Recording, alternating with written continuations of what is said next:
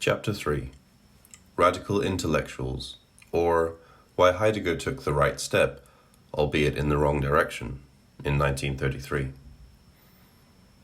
Hiding the Tree in a Forest.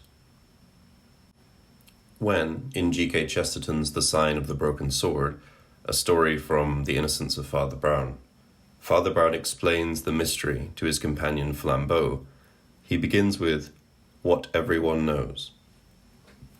Arthur St. Clair was a great and successful English general. Everyone knows that after splendid yet careful campaigns both in India and Africa, he was in command against Brazil when the great Brazilian patriot Olivier issued his ultimatum. Everyone knows that on that occasion St. Clair with a very small force attacked Olivier with a very large one, and was captured after heroic resistance. And everyone knows that after his capture, and to the abhorrence of the civilized world, St. Clair was hanged on the nearest tree.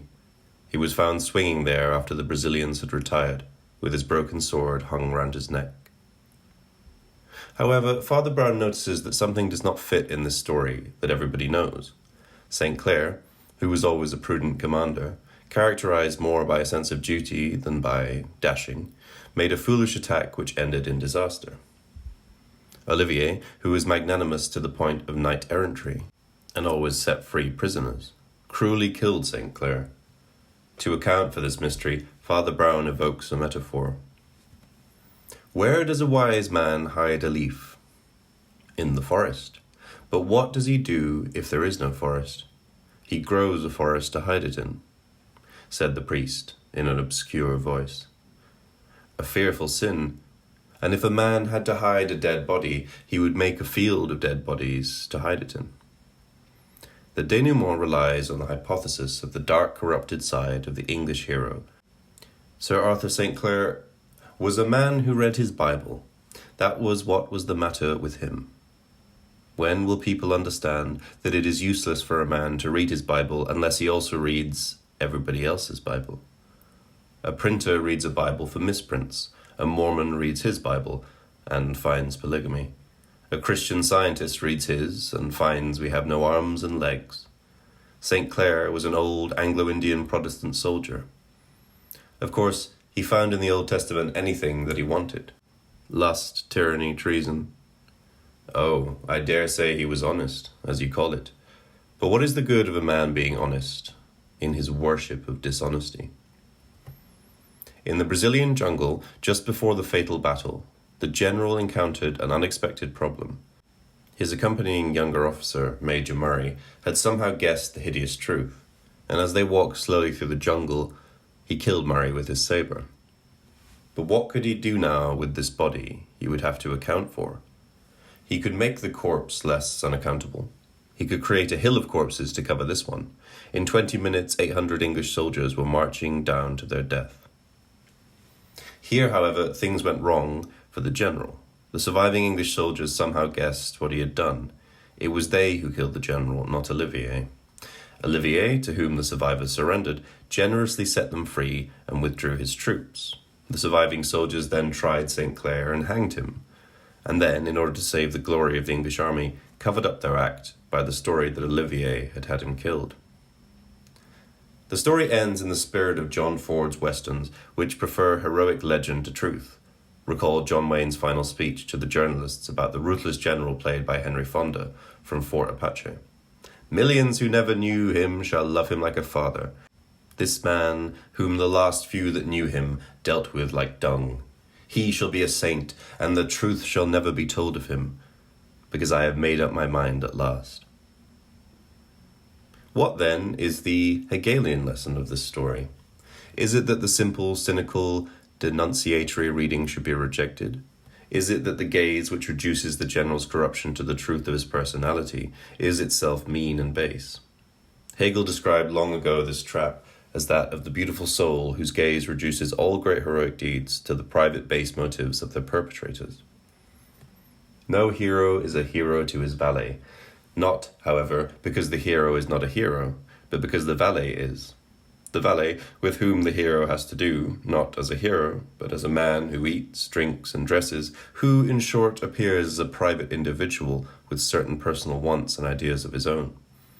In the same way, there is no act in which that process of judgment cannot oppose the personal aspect of the individuality to the universal aspect of the act, and play the part of the moral valet towards the agent.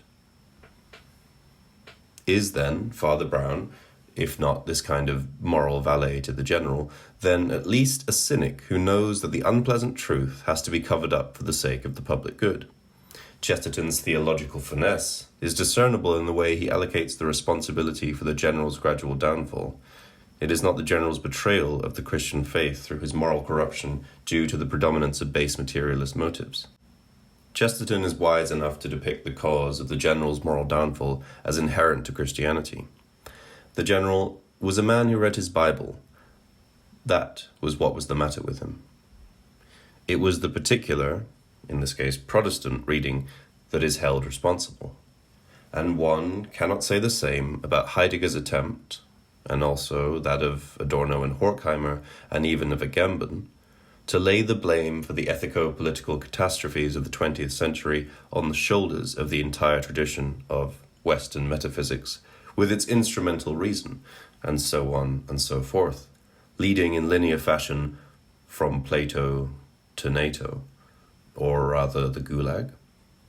Sloterdijk has written the following about the leftist global problematization of Western civilization. Through the boundless forms of cultural criticism, say the reduction of Auschwitz back to Luther and Plato, or the criminalization of Western civilization in its entirety, one tries to blur the traces which betray how close to a class genocidal system we ourselves were standing.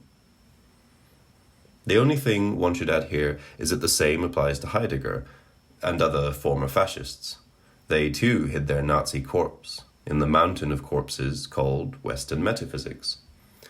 And should one not reject in the same way as an over-hasty generalization the liberal popular wisdom according to which philosophers who meddle in politics will always lead to disaster? According to this view, starting with Plato, they either miserably fail or succeed in supporting tyrants. The reason, so the story goes on, is that philosophers try to impose their notions on reality, violating it. No wonder that, from Plato to Heidegger, they are resolutely anti-democratic, with the exception of a few empiricists and pragmatists, dismissing the people as the victim of sophists, at the mercy of a contingent plurality. So when those who hold to this commonsensical wisdom hear of Marxists who defend Marx, claiming that his ideas were not faithfully realized by Stalinism, they reply, thank God, it would have been even worse had they been fully realized. Heidegger at least was willing to draw the consequences of his catastrophic experience and concede that those who think ontologically have to err ontically, that the gap is irreducible, that there is no philosophical politics proper. It thus seems that G.K. Chesterton was fully justified in his ironic proposal to install a special corps of policemen who are also philosophers.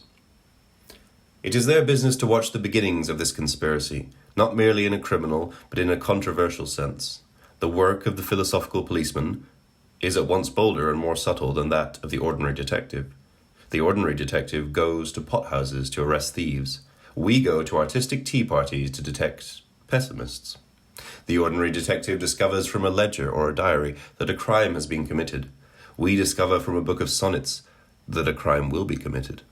We have to trace the origin of those dreadful thoughts that drive men on at last to intellectual fanaticism and intellectual crime.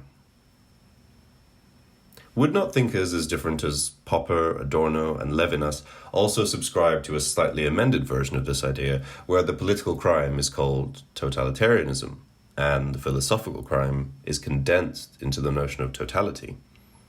A straight road leads from the philosophical notion of totality to political totalitarianism, and the task of the philosophical police is to detect, in a book of Plato's Dialogues or a treatise on the social contract by Rousseau, that a political crime will be committed. The ordinary political policeman goes to secret organizations to arrest revolutionaries. The philosophical policeman goes to philosophical symposia to detect proponents of totality. The ordinary anti-terrorist policeman tries to detect those preparing to blow up buildings and bridges. The philosophical policeman tries to arrest those about to deconstruct the religious and moral foundations of our societies. This position is that of wisdom. A wise man knows that one should not enforce reality, that a little bit of corruption is the best defense against great corruption. Christianity is in this sense a form of anti-wisdom par excellence, a crazy wager on truth. In contrast to paganism, which, ultimately, counts on wisdom, everything returns to dust, the wheel of life goes on forever. The faithful limitation of this stance of wisdom resides in the formalism that pertains to the notion of balance, of avoiding the extremes. When one hears formulae such as, we need neither total state control nor totally non-regulated liberalism, individualism, but the right measure between these two extremes, the problem that immediately pops up is the measurement of this measure. The point of balance is always silently presupposed. Suppose someone were to say, we need neither too much respect for Jews nor the Nazi Holocaust, but the right measure in between. Some quotas for universities and prohibition of public office for the Jews to prevent their excessive influence. One cannot really answer at a purely formal level. Here we have the formalism of wisdom. The true task is to transform the measure itself, not only to oscillate between the extremes of the measure. In his otherwise admirable holy terror, Terry Eagleton seems to fall into the same trap when he deploys the pharmakos dialectic of the excess of the sacred, of the holy terror as the excess of the real, which should be respected, satisfied, but kept at a distance. The real is simultaneously generative and destructive.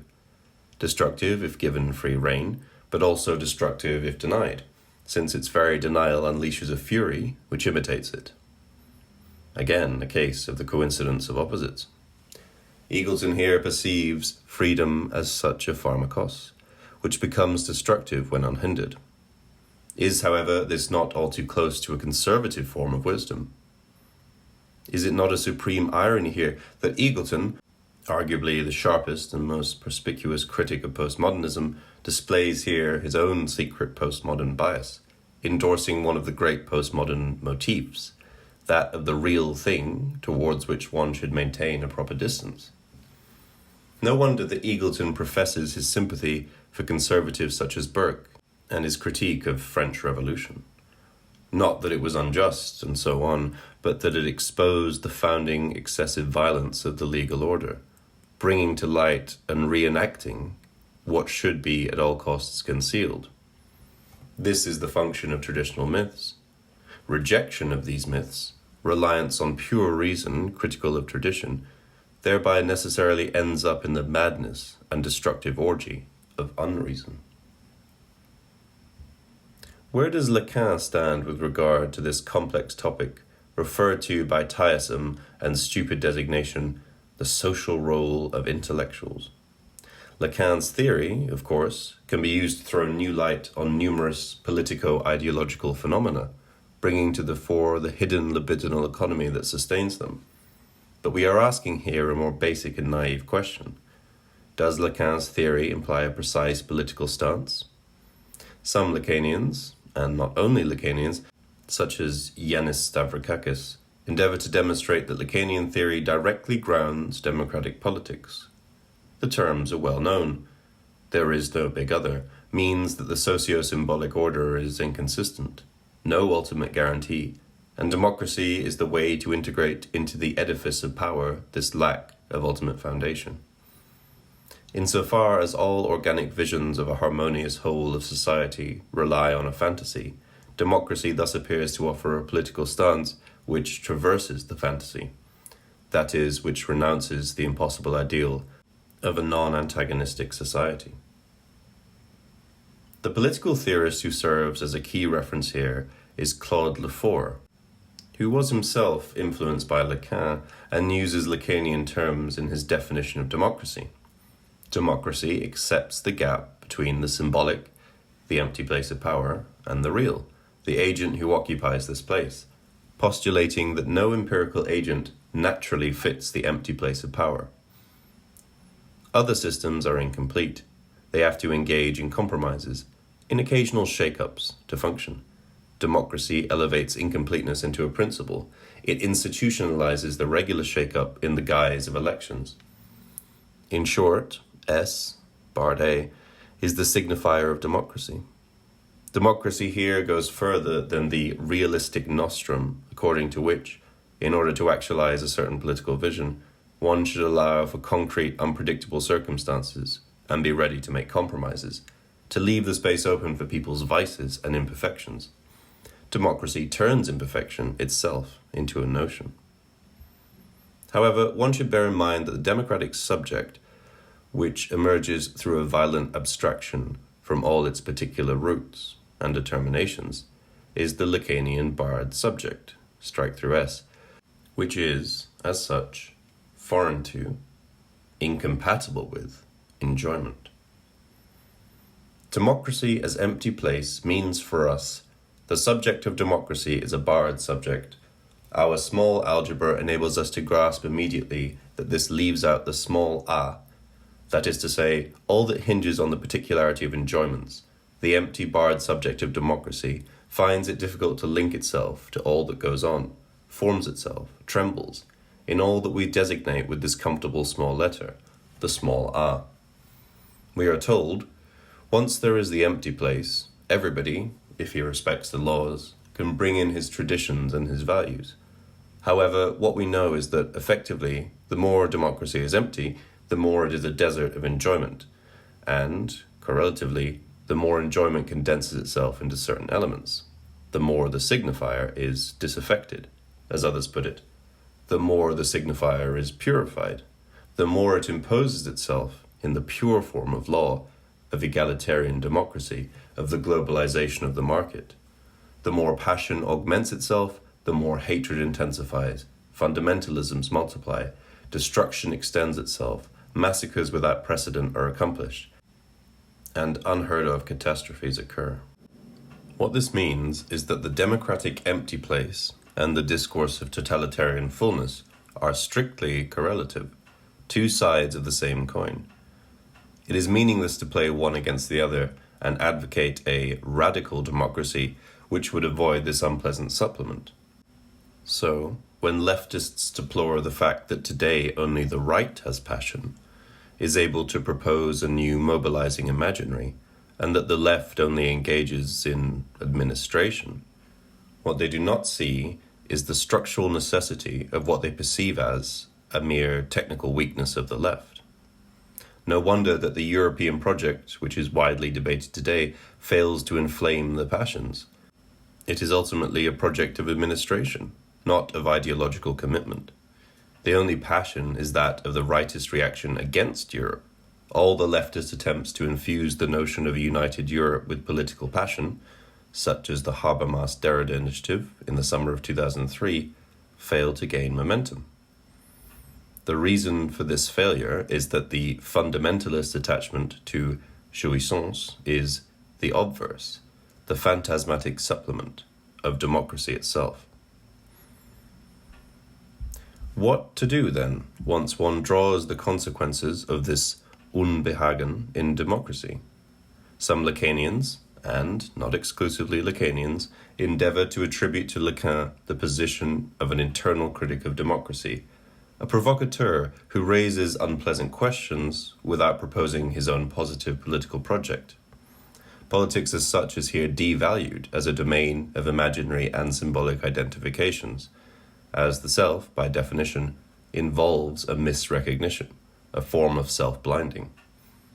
Lacan is thus a provocateur in the tradition extending from Socrates to Kierkegaard, and he discerns democracy's illusions and hidden metaphysical presuppositions. The outstanding advocate of this second position is Wendy Brown, who, although not a Lacanian, deploys an extremely important and perspicuous Nietzschean critique of the politically correct politics of victimization, of basing one's identity on injury. A domestication of Nietzsche. Brown reads the postmodern politics of identity based on the wrongs committed to specific groups, the sex, gender, race trinity, as an expression of the ambiguous relationship with the liberal democratic egalitarian framework of human rights. One feels betrayed by it, with regard to women, blacks, gays. The universalist liberal rhetoric did not deliver. It masks continuous exclusion and exploitation, while nonetheless remaining deeply attached to those very ideals.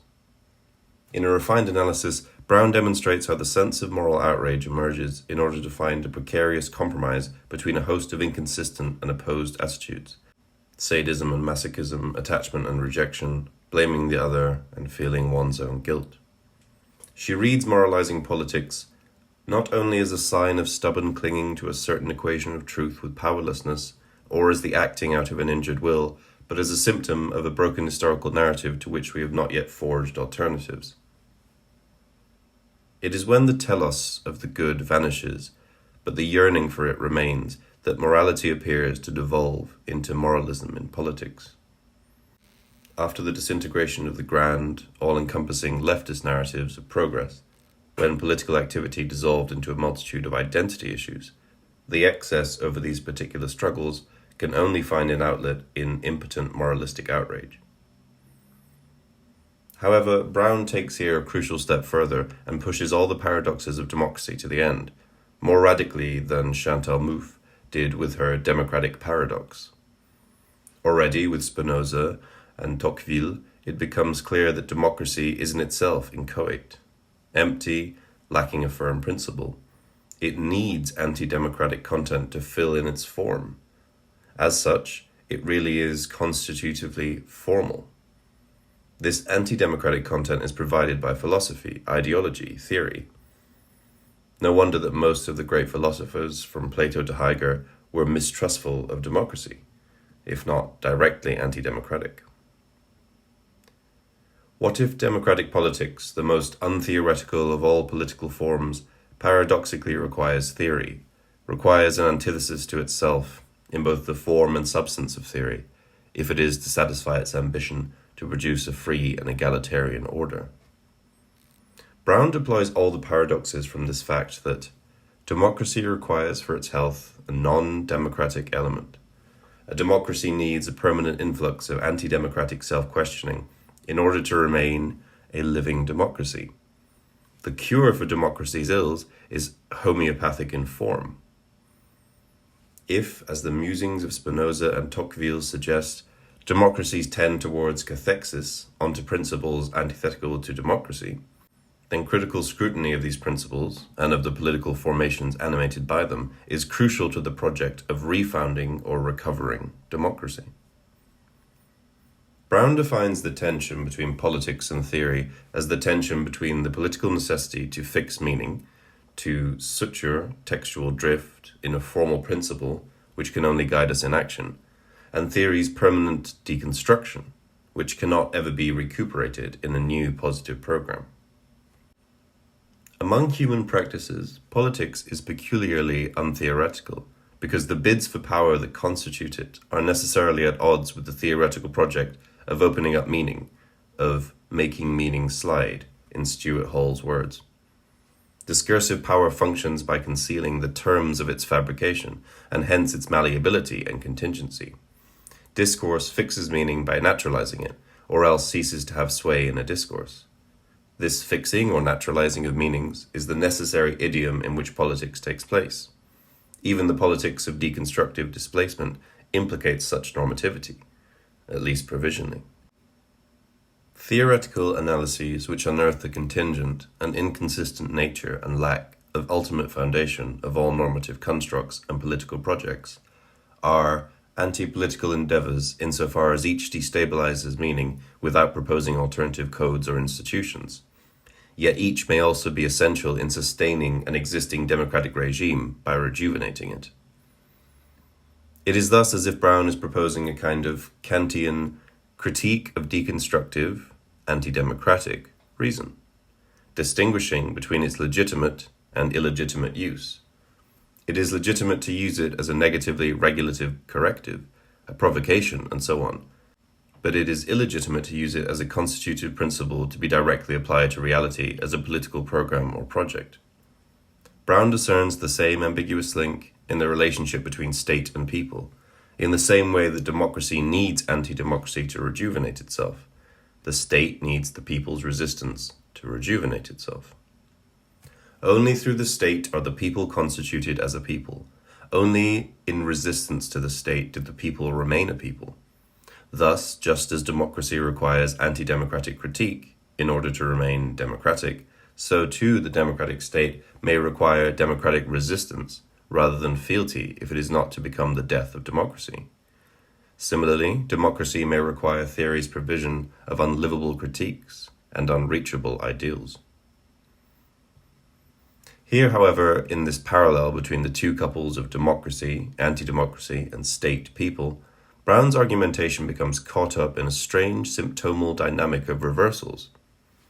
While democracy needs anti-democratic critique to remain alive, to shake its false certainties, the democratic state needs the democratic resistance of the people, not anti-democratic resistance.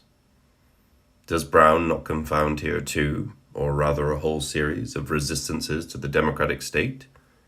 The anti-democratic elitist theoretician's resistance, Plato, Nietzsche, Heidegger, and popular democratic resistance against the insufficiently democratic character of the state.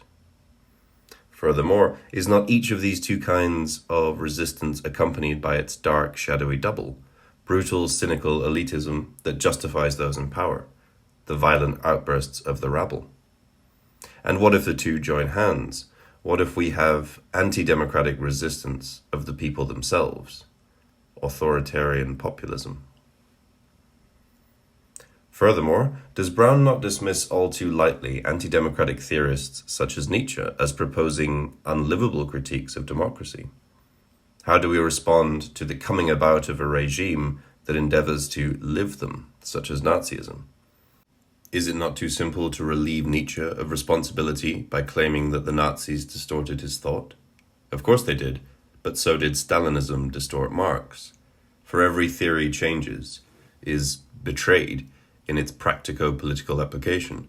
And the Hegelian point to be made here is that, in such cases, the truth is not simply on the side of theory. What if the attempt to actualize a theory renders visible the objective content of this theory, concealed from the gaze of the theorist itself?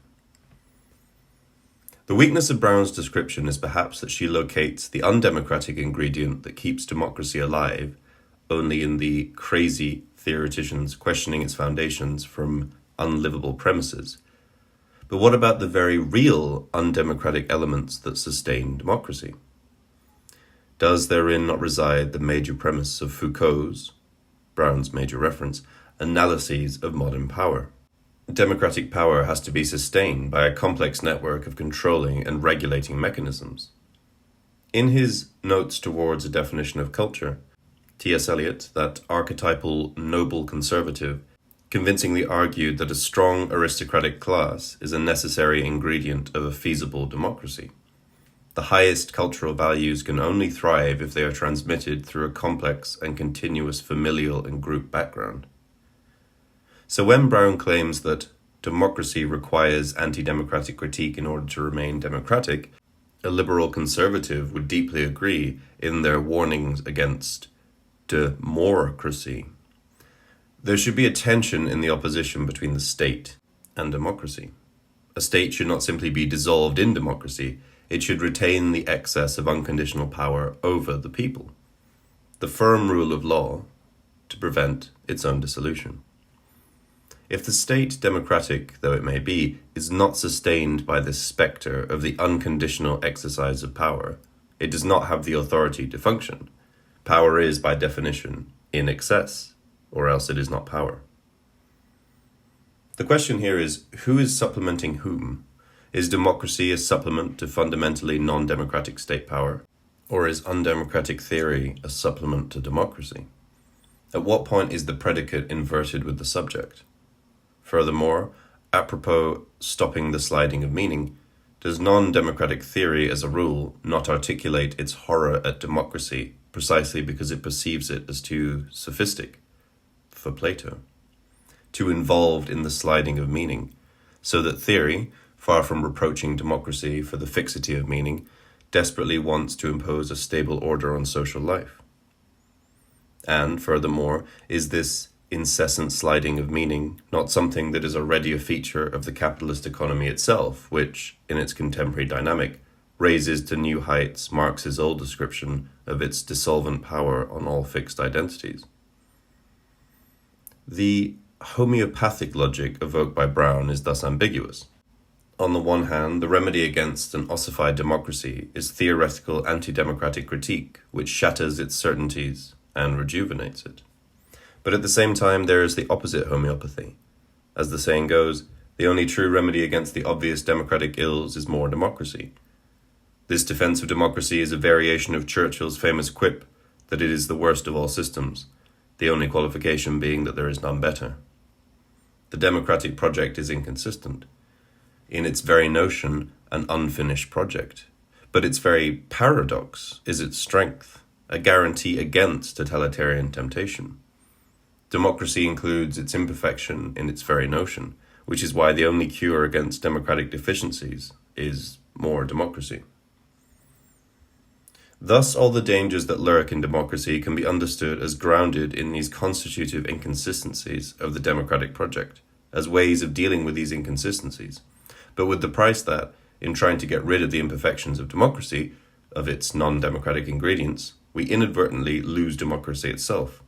Recall simply how the populist appeal to a direct expression of the people's general will, bypassing all particular interests and petty conflicts, ends up stifling democratic life itself. In a Hegelian mode, one is thus tempted to classify Brown's version as the extreme aggravation of the democratic paradox, to the point of direct self-inconsistency. What then would be the re-solution of this opposition between thesis, Lacan as a theorist of democracy, and antithesis, Lacan as its internal critic? We suggest that it is the risky but necessary gesture of rendering problematic the very notion of democracy, of moving elsewhere, of having the courage to elaborate a positive, livable project beyond democracy. Is Brown not all too un-Nietzschean in her reduction of Nietzsche to a provocative correction of democracy, which, through his exaggeration, renders visible the inconsistencies and weaknesses of the democratic project? When she proclaims Nietzsche's implicit and also explicit anti-democratic project unlivable, does she not thereby all too glibly pass over the fact that there were very real political projects which directly referred to Nietzsche, up to and including Nazism, and that Nietzsche himself constantly referred to actual political events around him, say the slave rebellion of the Paris Commune that he found so shattering? Brown thus accomplishes a domestication of Nietzsche, the transformation of his theory into an exercise in inherent transgression, provocations which are not really meant seriously, but aim, through their provocative character, to awake us from our democratic dogmatic slumber, and thus contribute to the revitalization of democracy itself. This is how the establishment likes its subversive theorists, harmless gadflies who sting us, and thus awaken us to the inconsistencies and imperfection of our democratic enterprise. God forbid that they might take the project seriously and try to live it. Michel Foucault and the Iranian event. One of the main anti-totalitarian cliches is that of intellectuals, in the infamous Paul Johnson sense of the term, seduced by the authentic touch of violent spectacles and outbursts, in love with the ruthless exercise of power which supplements their limp-wristed existence, the long line from Plato and Rousseau to Heidegger, not to mention the standard list of the dupes of Stalinism, Brecht, Sartre. The facile Lacanian defense against this charge would be to point out that the least one can say about Lacanian psychoanalysis is that it renders us immune to such totalitarian temptations. No Lacanian has ever committed a similar political blunder of being seduced by a mirage of a totalitarian revolution. However, instead of such an easy way out, one should rather heroically accept this white intellectual's burden. Let us approach it at its most problematic. The contours of the debate about the status of Heidegger's Nazi engagement, was it just a passing mistake of no theoretical significance, or was it grounded in his thought itself? Did it contribute to the turn Heidegger's thought took afterwards? Are strangely reminiscent of Michel Foucault's brief engagement on behalf of the Iranian Revolution. How could the following lines not evoke a striking parallel with Heidegger? Many scholars of Foucault view these writings on Iran as aberrant or the product of a political mistake. We suggest that Foucault's writings on Iran were in fact closely related to his general theoretical writings on the discourse of power and the hazards of modernity. We also argue that Foucault's experience in Iran left a lasting impact on his subsequent oeuvre, and that one cannot understand the sudden turn in Foucault's writings in the 1980s without recognizing the significance of the Iranian episode and his more general preoccupation with the Orient. In both cases, one should invert the standard narrative according to which the erroneous engagement awakened the thinker to the limitations of his previous theoretical position and compelled him to radicalize his thought, to enact a turn that would prevent such mistakes from occurring again. Heidegger's shift to Gelassenheit, Foucault's to the aesthetic of the self. Foucault's Iranian engagement, like Heidegger's Nazi engagement, was in itself, in its form, an appropriate gesture. The best thing he ever did. The only problem being that it was, as to its content, a commitment in the wrong direction. Rather than reproach Foucault for his blunder, one should read his turn to Kant a couple of years later as his response to this failed engagement. Foucault is interested in the notion of enthusiasm as Kant deploys it apropos the French Revolution, in his Conflict of Faculties, which we already quoted in Chapter 1. As we have already noted, for Kant, its true significance does not reside in what actually went on in Paris. Many things there were terrifying, outbursts of murderous passions, but in the enthusiastic response that the events in Paris generated in the eyes of the sympathetic observers all around Europe. Did Foucault thereby not propose a kind of meta-theory of his own enthusiasm about the Iranian Revolution of 1978 to 79? What matters is not the miserable reality that followed the upheavals, the bloody confrontations, the new oppressive measures, and so on, but the enthusiasm that the events in Iran stimulated in the external, Western observer, confirming his hopes in the possibility of a new form of spiritualized political collective. Was Iran, then, for Foucault, the object of interpassive authenticity, the mythical other place where the authentic happens, Cuba, Nicaragua, Bolivia today, and for which Western intellectuals have an inexhaustible need? And, incidentally, one could redeem in the same way not only the enthusiasm evoked by Stalinist Russia in many Western intellectuals and artists in the 1930s and 40s, but even the enthusiasm stoked in those who were otherwise bitter critics of Stalinism by the Maoist Cultural Revolution. What matters was not the brutal violence and terror in China, but the enthusiasm fired up by this spectacle amongst the Western observers. And why not? One could claim the same for the fascination of Nazi Germany for some Western observers in the first 4 years of Hitler's rule, when unemployment fell rapidly, and so on. However, the problem with this reading is that, in his interpretation of the Iranian events, Foucault turns this perspective around and opposes the enthusiasm of those engaged in the event to the cold view of the external observer who discerns the larger causal context, the interplay of classes and their interests, and so on and so forth. This shift of the enthusiasm aroused in an external observer to the enthusiasm of those caught in the events is crucial. How are we to think the link of these two locations of enthusiasm, the enthusiasm of direct participants and that of external and disengaged, disinterested observers? The only solution is to deconstruct the very immediacy of the lived experience of the direct participants. What if this immediacy is already staged for an observer, for an imagined other's gaze? What if, in their innermost lived experience, they already imagine themselves being observed? Along these lines is his last text on Iran, Is It Useless to Revolt, from May 1979. Foucault opposes the historical reality of a complex process of social, cultural, economic, political, and so on transformations to the magical event of the revolt, which somehow suspends the network of historical causality, to which it is irreducible. The man in revolt is ultimately inexplicable.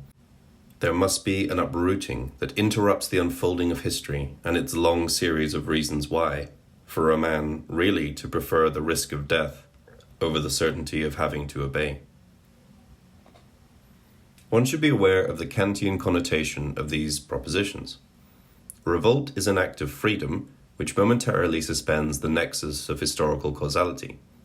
That is, in revolt, the noumenal dimension transpires. The paradox, of course, is that this noumenal dimension coincides with its opposite, with the pure surface of a phenomenon. The noumenon not only appears, the noumenal is what is, in a phenomenon, irreducible to the causal network of reality that generated this phenomenon. In short, the noumenon is phenomenon qua phenomenon. There is a clear link between this irreducible character of the phenomenon and Deleuze's notion of event as the flux of becoming, as a surface emergence that cannot be reduced to its bodily causes. His reply to the conservative critics who denounce the miserable and even terrifying actual result of a revolutionary upheaval is that they remain blind to the dimension of becoming. It is fashionable these days to condemn the horrors of revolution. It's nothing new. English Romanticism is permeated by reflections on Cromwell, very similar to present-day reflections on Stalin. They say revolutions turn out badly, but they're constantly confusing two different things: the way revolutions turn out historically, and people's revolutionary becoming. These relate to two different sets of people.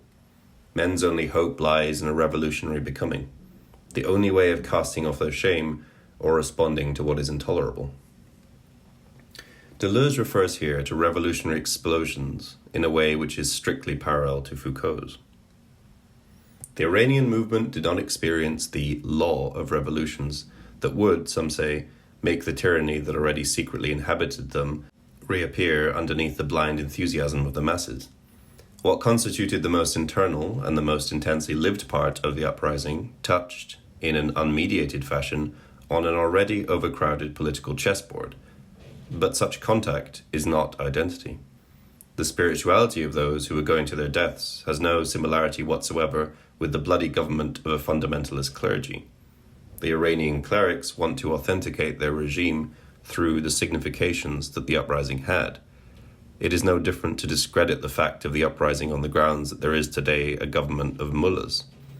In both cases, there is fear of what just happened last fall in Iran, something of which the world had not seen an example for a long time. Foucault is here effectively Deleuzian. What interests him are not the Iranian events at the level of actual social reality and its causal interactions, but the evental surface, the pure virtuality of the spark of life, which only accounts for the uniqueness of the event. What took place in Iran in the interstice of two epochs of social reality was not the explosion of the people as a substantial entity with a set of priorities, but the event of a becoming people. The point is thus not the shift in relations of power and domination between actual socio-political agents, the redistribution of social control, and so on, but the very fact of transcending, or rather momentarily cancelling, this very domain. The emergence of a totally different domain of collective will as a pure sense event in which all differences are obliterated, rendered irrelevant. Such an event is not only new with regard to what happened before, it is new in itself, and thus forever remains new. However, here, at their most sublime, things start to get complicated. Foucault has to concede that this division was internal to the engaged individuals themselves.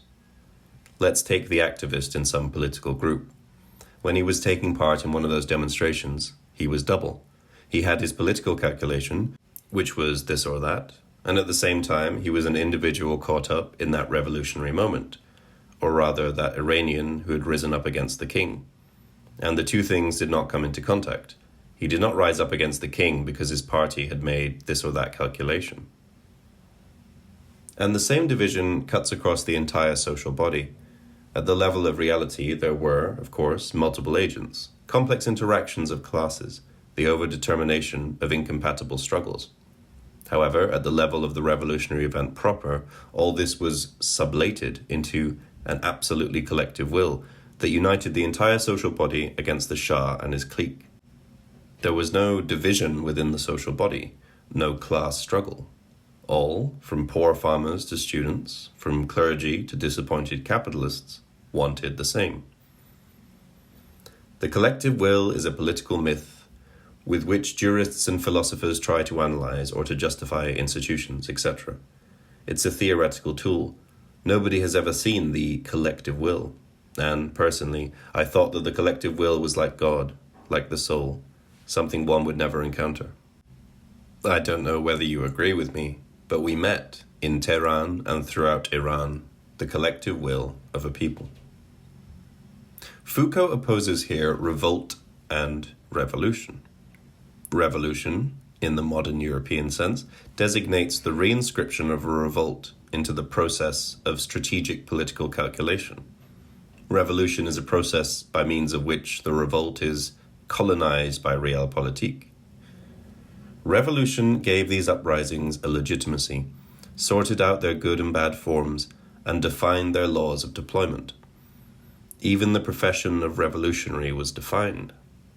By thus repatriating revolt into the discourse of revolution, it was said, the uprising would appear in all its truth and continue to its true conclusion.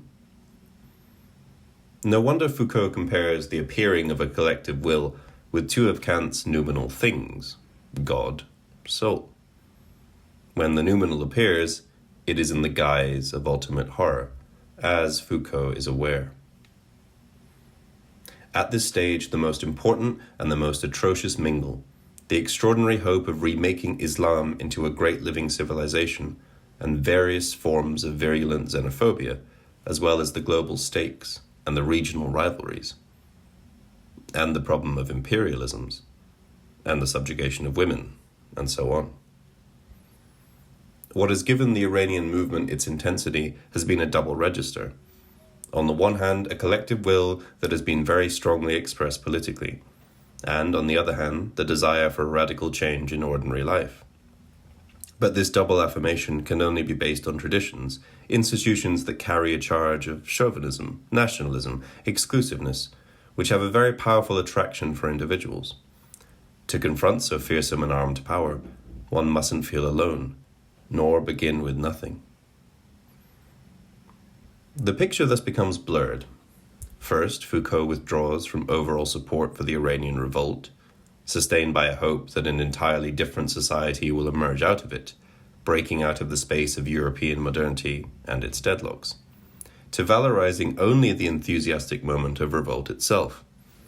The European liberals who want to discredit the Iranian events because they ended up in an oppressive theocracy move at the same level as the clergy itself, which is reclaiming the revolt in order to justify its rule. They both attempt to reduce the event to a factor in a political struggle of strategic interests. Then, in a more subtle and surprising move, Foucault discerns another ambiguity which cannot be reduced to the difference between the level of pure revolt and the level of multiple socio-political interplay.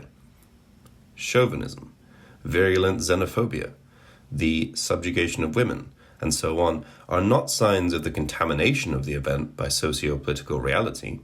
They are inherent forces of the event itself.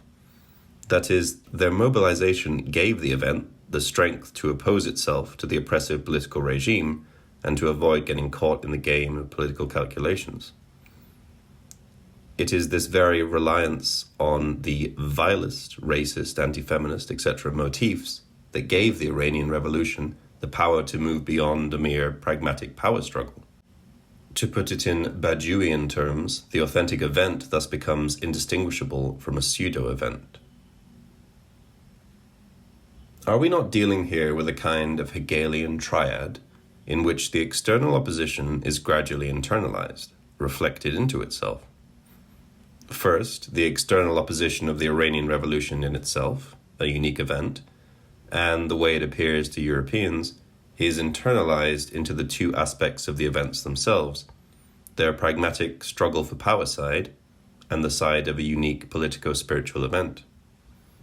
Finally, these two aspects are identified as the form and content of the same event. The oppressive misogynistic ideology, anti-Semitism, and so forth are the only ideological materials at the disposal of the Iranians that can sustain the properly metaphysical elevation of the event. The event turns into a purely formal feature, indifferent towards its specific historical content. In other words, Foucault ends up at a point at which one should effectively raise the question usually addressed to Badiou. Why, then, is Hitler's Nazi revolution not also an event? Does it not share the very features attributed by Foucault to the Iranian Revolution? Did we not have there also the spiritual unity of people, undivided into particular subgroups separated by interests, a unity for which individuals were ready to sacrifice themselves? And, as in the case of Iran, was this spirit of unity not sustained by the vilest elements of tradition, racism, and so on? At this point, the only move that remains is to drop this form itself. No wonder, then, that after his Iranian experience, Foucault withdrew to the topic of the care of the self, of the aesthetics of existence, and politically to supporting different human rights initiatives, which makes him in France a darling of the neoliberal humanitarian new philosophers. Here, one can only venture the hypothesis that the conceptual root of this Foucauldian deadlock is his key notion of the dispositif. At first sight, it may appear that Lacan's big other is the poor cousin of Foucault's notion of the dispositif, which is much more productive for social analysis. However, there is the deadlock of the dispositif with regard to the status of the subject. First, in his History of Madness, Foucault tended to exclude from it the resisting core of subjectivity. Then he shifted his position to its opposite, to the radical inclusion of resistant subjectivity into the dispositif. Power itself generates resistance, and so on, the themes of his Discipline and Punish. Finally, he tried to outline the space of the care of the self that allows the subject to articulate through self-relating his own mode of life within a dispositif, and thus to regain a minimum of distance from it. The subject is here always a curve, a disturbance of the dispositif, the proverbial grain of sand that disrupts its smooth running. With Lacan's big other, the perspective is completely the opposite. The very positing of the big other is a subjective gesture. That is, the big other is a virtual entity that exists only through the subject's presupposition. This moment is missing in Althusser's notion of the ideological state apparatuses, with its emphasis on the materiality of the big other, its material existence in ideological institutions and ritualized practices. Lacan's big other is, on the contrary, ultimately virtual, and as such, in its most basic dimension, immaterial. But let us return to Iran. Foucault's blunder in no way implies that the Iranian Revolution was a pseudo-event, in a Badiouian sense, comparable to the Nazi Revolution. It was an authentic event, a momentary opening that unleashed unprecedented forces of social transformation, a moment in which everything seemed possible. To detect this dimension, it is enough to follow closely the shifts and reversals of the Iranian events, the gradual closing of the multiple modes of self-organization of the protesting crowds through the takeover of political power by the new Islamic clergy. There was nothing comparable to the effervescent first months after the Shah's fall, the constant frantic activity, debates, utopian plans, etc. In Germany, after the Nazi takeover, although there was something comparable going on in the first years after the October Revolution. One should not take this qualitative difference as something that concerns only the formal level of events, or even worse, the group psychological level, as if the Iranian explosion was more sincere than the Nazi one. Its crucial dimension was that of socio-political content. What makes the Iranian explosion an event was the momentary emergence of something new that pertained to the struggle to formulate an alternative beyond the existing options of Western liberal democracy, or a return to pre-modern tradition. The Nazi revolution was never open in this authentic sense. Foucault was also fully justified in emphasizing Shia Islam's potential for serving as the ideological vehicle for a democratic egalitarian movement. The opposition Sunni versus Shia is, in political terms, one of hierarchical state organization versus the egalitarian opening of the event. In contrast to both Judaism and Christianity, the two other religions of the book, Islam excludes God from the domain of paternal logic. Allah is not a father, not even a symbolic one. God as one is neither born, nor does he give birth to creatures. There is no place for a holy family in Islam. This is why Islam emphasizes so much the fact that Muhammad himself was an orphan. This is why, in Islam, God intervenes precisely at the moment of the suspension, withdrawal, failure, blackout of the paternal function, when the mother or the child are abandoned or ignored by the biological father. What this means is that God remains thoroughly in the domain of the impossible real. He is the impossible real beyond the Father, so that there is a genealogical desert between man and God. This was the problem with Islam for Freud, since his entire theory of religion is based on the parallel of God with the Father. More importantly still, this inscribes politics into the very heart of Islam, since the genealogical desert renders impossible a grounding of the community in the structures of parenthood or other bonds based on blood. The desert between God and Father is the place where the political institutes itself. With Islam, it is no longer possible to ground a community in the mode of totem and taboo through the murder of the father, the ensuing guilt bringing brothers together. Thence Islam's unexpected actuality. This problem is at the very heart of the infamous Ummah, the Muslim community of believers. It accounts for the overlapping of the religious and the political. The community should be grounded directly on God's word, as well as for the fact that Islam is, at its best, when it grounds the formation of a community out of nowhere, in the genealogical desert, as the egalitarian revolutionary fraternity. No wonder Islam succeeds when young men find themselves deprived of a traditional familial safety network. This too compels us to qualify and limit the homology between Foucault's Iranian engagement and Heidegger's Nazi commitments. Foucault was right in engaging himself. He correctly detected the emancipatory potential in the events. All insinuations of liberal critics that this was yet another chapter in the sad saga of Western radical intellectuals projecting their fantasies onto an exotic foreign zone of turbulence, which allows them to satisfy simultaneously their emancipatory desires and their secret masochistic longing for harsh discipline and oppression, totally missed the point. So, where was his mistake? One can claim that he did the right thing for the wrong reason. The manner in which he theorized and justified his engagement is misleading. The framework within which Foucault operates in his analysis of the Iranian situation is the opposition between the revolutionary event, the sublime enthusiasm of the united people where all internal differences are momentarily suspended, and the pragmatic domain of the politics of interests, strategic power calculations, and so forth. The opposition which, as we have already seen, directly evokes Kant's distinction between the noumenal, or more precisely, the sublime, which evokes the noumenal dimension, and the phenomenal. Our thesis is here a very precise one. This general frame is too abstract to account for different modalities of collective enthusiasm, to distinguish between, say, the Nazi enthusiasm of the people united in its rejection of the Jews, whose effects were undoubtedly real, the enthusiasm of the people united against the stagnating communist regime, or properly revolutionary enthusiasm. The difference is simply that the first two are not events, merely pseudo-events, because they lack the moment of a truly utopian opening. This difference is strictly immanent to enthusiastic unity.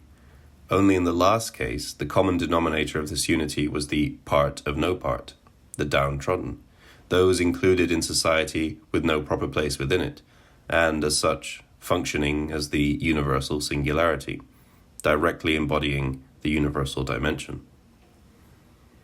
This is also why the opposition between noumenal enthusiasm and particular strategic interests does not cover the entire field. If it were so, then we would remain stuck forever in the opposition between emancipatory outbursts and the sobering day after, when life returns to its pragmatic normal run. From this constrained perspective, every attempt to avoid and/or postpone this sobering return to the normal run of things amounts to terror, to the reversal of enthusiasm into monstrosity. What if, however, this is what is truly at stake in a true emancipatory process? In Jacques Rancière's terms, how to unite the political and the police, how to transpose the political emancipatory outburst into the concrete regulation of policing. What can be more sublime than the creation of a new liberated territory, of a positive order of being which escapes the grasp of the existing order? This is why Badiou is right to deny the status of an event to the enthusiasm that followed the collapse of the communist regimes. When, in the last months of 2001, the Milosevic regime in Serbia was finally toppled, many Marxists in the West raised questions. What about the coal miners whose strike led to the disruption of the electricity supply and thus effectively brought Milosevic down? Was that not a genuine workers' movement, which was then manipulated by the politicians who were nationalists or corrupted by the CIA? The same symptomatic point emerges apropos of every new social upheaval.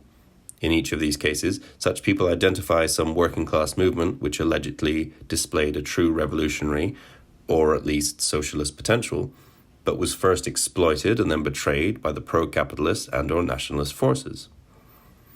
This way, one can continue to dream that the revolution is round the corner. All we need is an authentic leadership which would be able to organize the workers' revolutionary potential.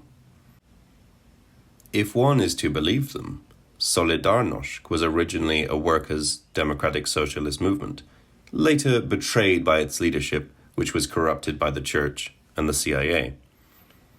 There is, of course, a grain of truth in this approach. The ultimate irony of the disintegration of communism was that the great revolts, the GDR in 1953, Hungary in 1956, Solidarity in Poland, were originally workers' uprisings, which only later paved the way for the standard anti-communist movements. Before succumbing to the external enemy, the regime got a message about its falsity from those whom these workers and peasant states evoked as their own social base. However, this very fact also demonstrates how the workers' revolt lacked any substantial socialist commitment. In all cases, once the movement exploded, it was smoothly hegemonized by standard bourgeois ideology: political freedom, private property, national sovereignty, and so forth. The trouble with Heidegger. How then do things stand with Heidegger's engagement? Was it, in contrast to Foucault's, not just a mistake, but a mistake grounded in his philosophy? There is something profoundly symptomatic in the compulsion of many liberal democratic critics of Heidegger to demonstrate that Heidegger's Nazi affiliation was not a mere temporary blunder, but in consonance with the very fundamentals of his thought. It is as if this consonance allows us to dismiss Heidegger as theoretically irrelevant, and thus to avoid the effort to think with and through Heidegger, to confront the uneasy questions he raised against such basic tenets of modernity as humanism, democracy, progress, etc. Once Heidegger disappears from the picture, we can safely carry on with our common concerns about the ethical problems opened up by biogenetics, about how to accommodate capitalist globalization within a meaningful communal life.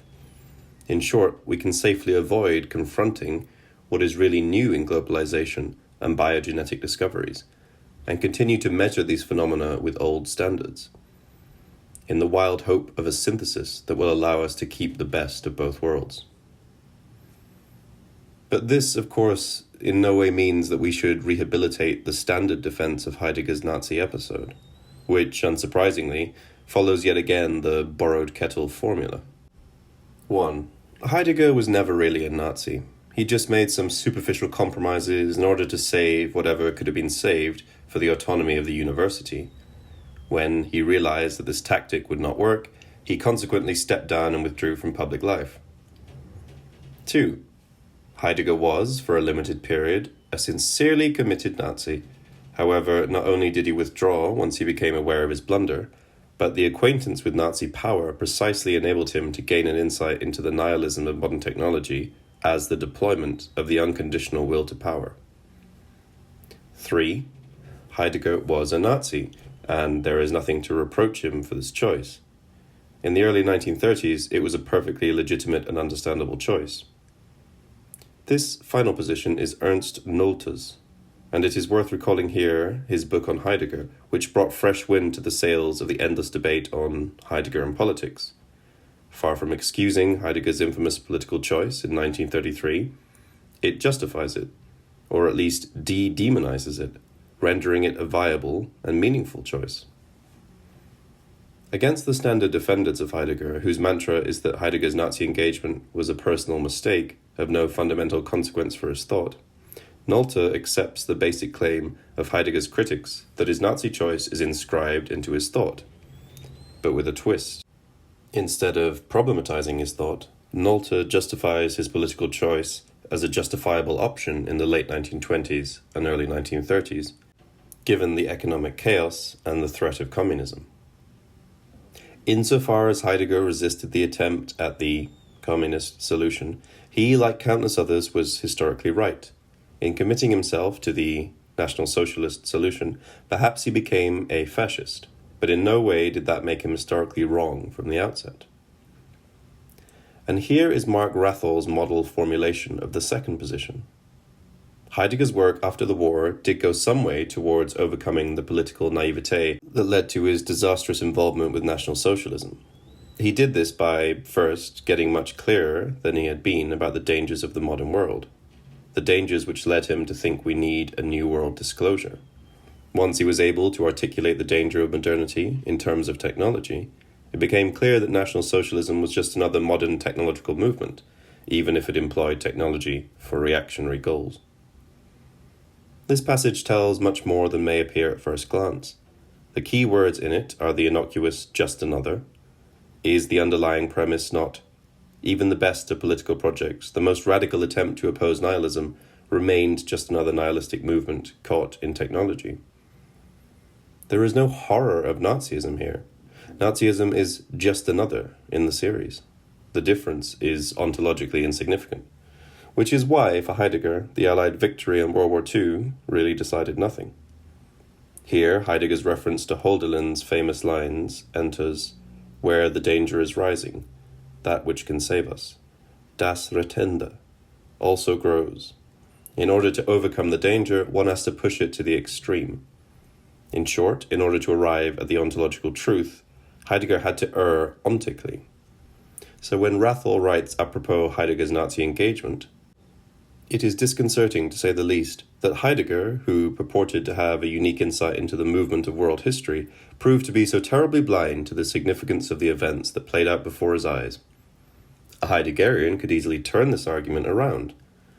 The ontic blindness to the truth of the Nazi regime was a positive condition of his ontological insight.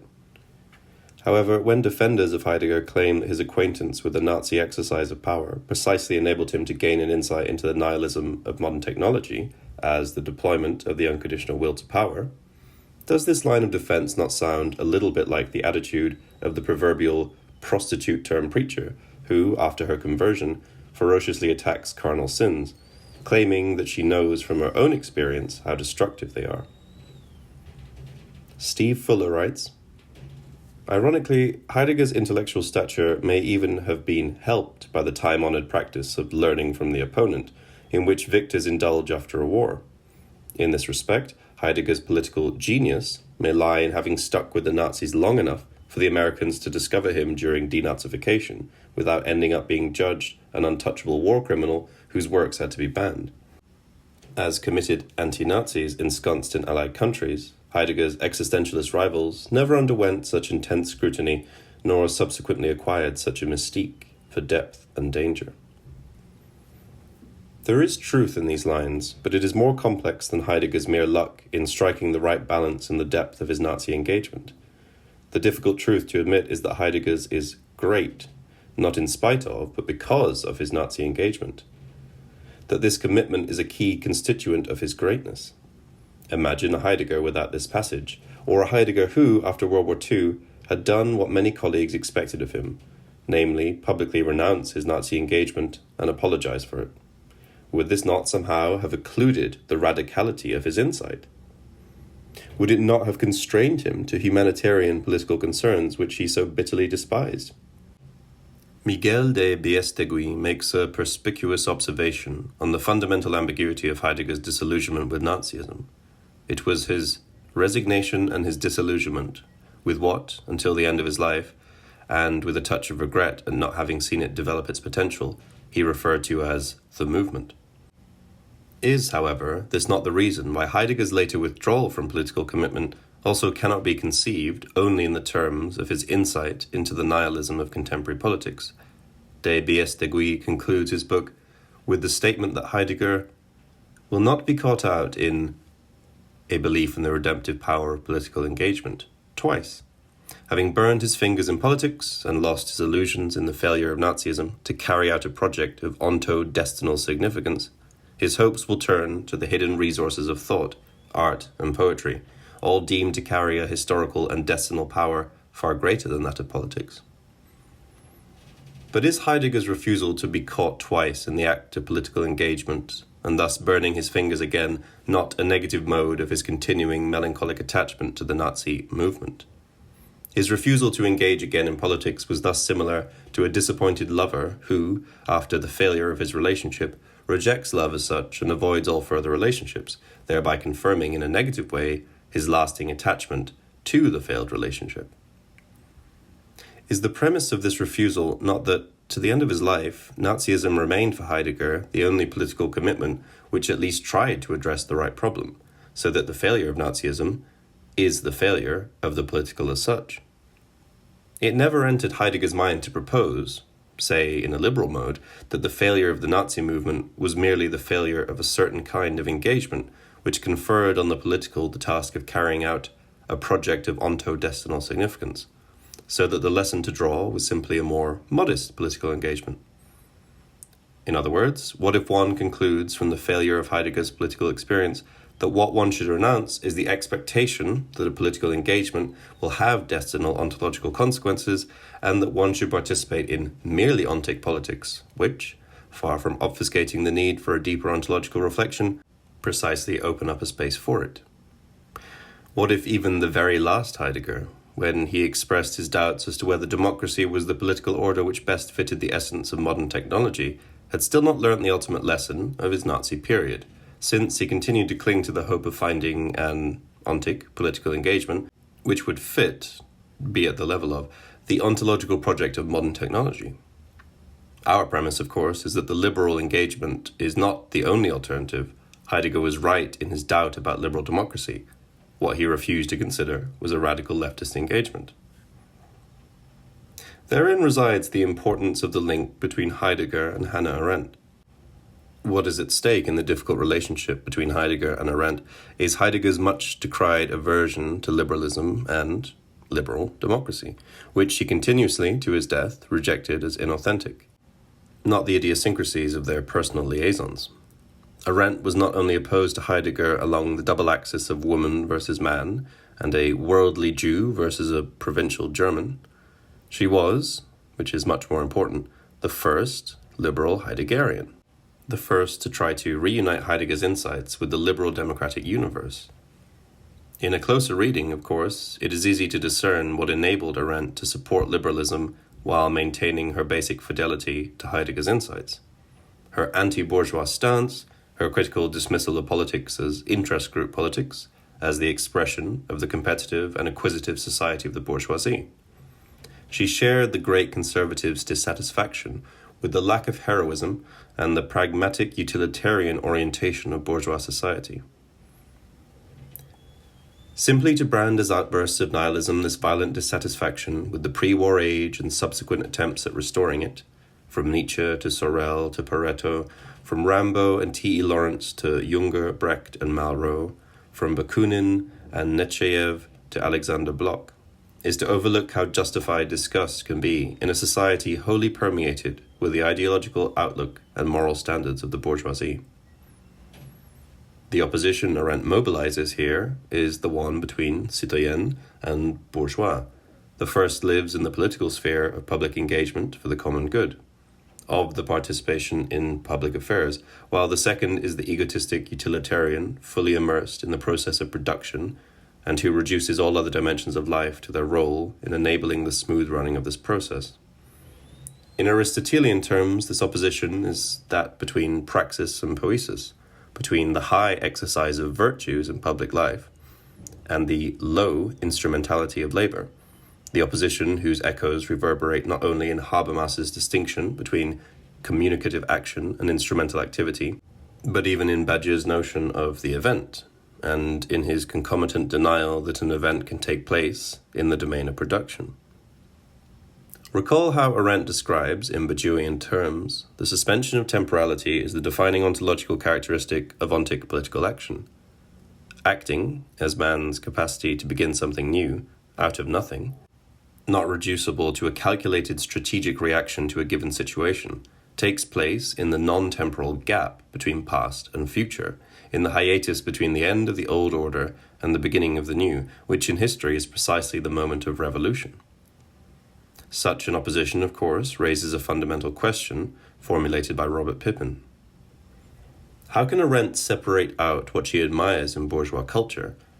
Its constitutionalism, its assertion of fundamental human rights, its equality before the law, its insistence on a private zone in human life, exempt from the political, its religious tolerance, and condemn what she disagrees with, its secularism, its cynical assumption of the pervasiveness of self-interest, the perverting influence of money on human values, its depoliticizing tendencies, and the menace it poses for tradition and a sense of place. In other words, are these not two sides of the same phenomenon? No wonder then that when Arendt is pressed to provide the outline of the authentic care of the world as a political practice that would not be contaminated by utilitarian pragmatic calculation of interests, all she can evoke are forms of self-organization in revolutionary situations, from the early American tradition of town hall meetings of all citizens to revolutionary councils in the German Revolution. Not that she is not politically justified in evoking these examples. The problem is that they are utopian, that they cannot be reconciled with the liberal democratic political order to which she remains faithful. In other words, is Arendt, with regard to liberal democracy, not the victim of the same illusion as the democratic communists who, within the really existing socialism, were fighting for its truly democratic instantiation? Arendt is also right when, implicitly against Heidegger, she points out that fascism, although a reaction to bourgeois banality, remains its inherent negation. That is, remains within the horizon of bourgeois society. The true problem of Nazism is not that it went too far in its subjectivist nihilist hubris of exerting total power, but that it did not go far enough, namely that its violence was an impotent acting out, which, ultimately, remained in the service of the very order it despised.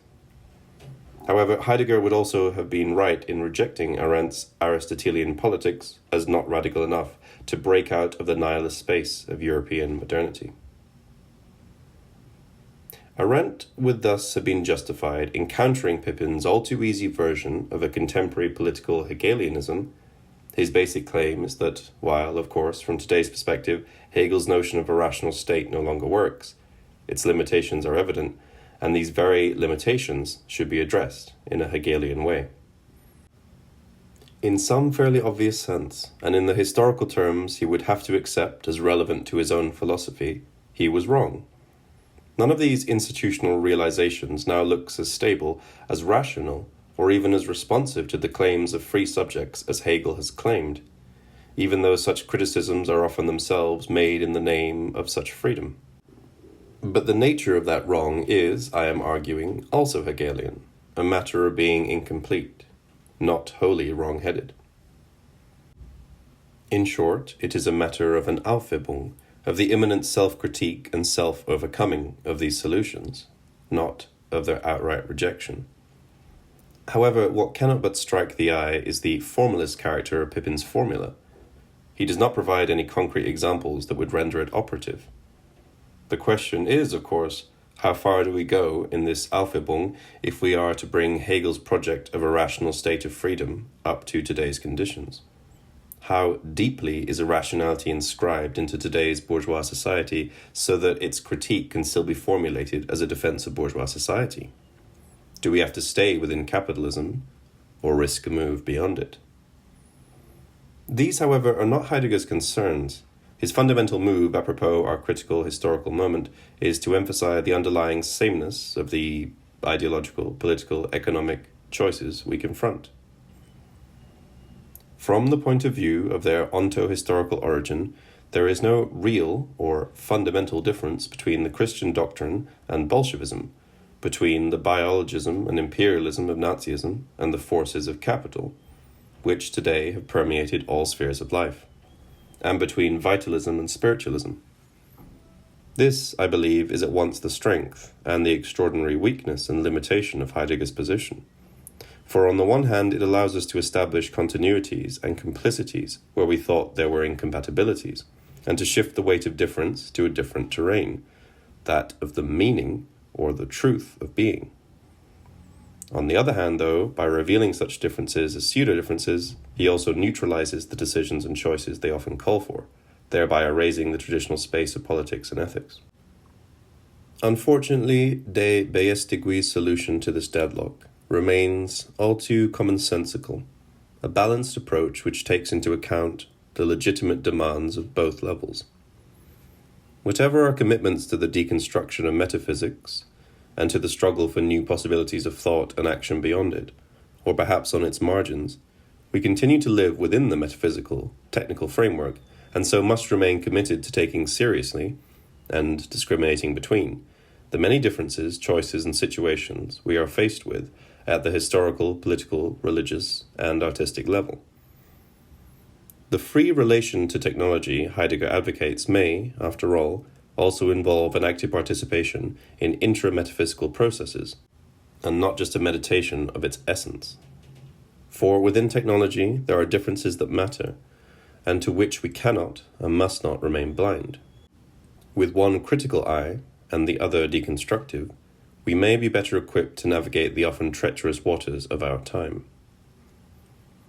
But what if there is a fundamental discordance between the ontological and the ontic, so that, as Heidegger put it, those who reach ontological truth have to err in the ontic? What if we are to see the ontological eye, our ontic eye has to be blinded?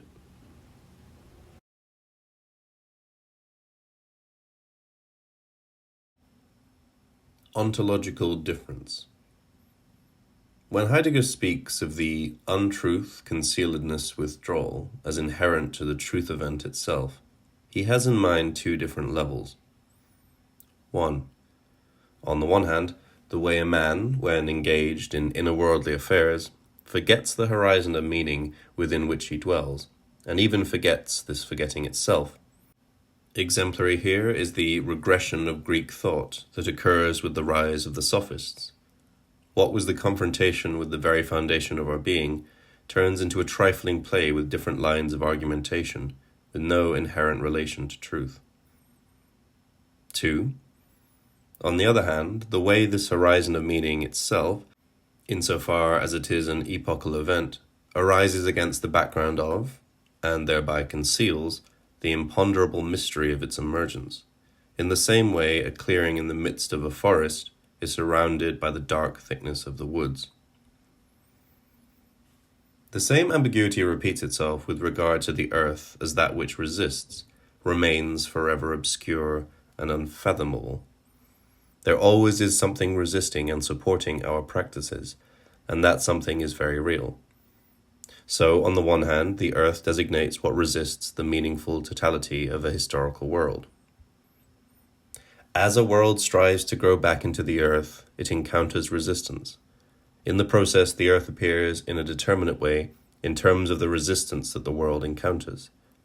In building the cathedral, we discover particular ways in which our practices are limited and constrained.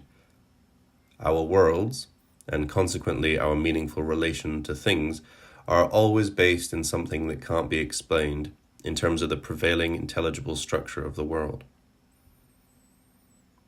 On the other hand, however, what is most impenetrable is the basic structure of the world itself. For example, when we argue that the modernization of Japan was desirable because it brought about a higher gross domestic product and per capita income, one should raise the more fundamental question. But why one should have just those preferences is precisely what is at issue. If one would prefer the pace and style of pre-modern Japanese life to an increase of per capita income, then the argument that Japan should modernize in order to increase average income will not be persuasive. So it seems that the strength of the drive to establish a new world and destroy the old depends on something withdrawing from view. That is becoming so self-evident that it is no longer open to question, namely the desirability of the new world itself. This desirability is an earthly thing. It withdraws and shelters the world it supports. Our world is supported by our most basic preferences, a taste for efficiency and flexibility, having largely withdrawn from view. The earth is thus either the impenetrable abyss of the ontic, which withdraws from ontological disclosure, or the horizon of this disclosure itself, invisible on account of its excessive self-evidence.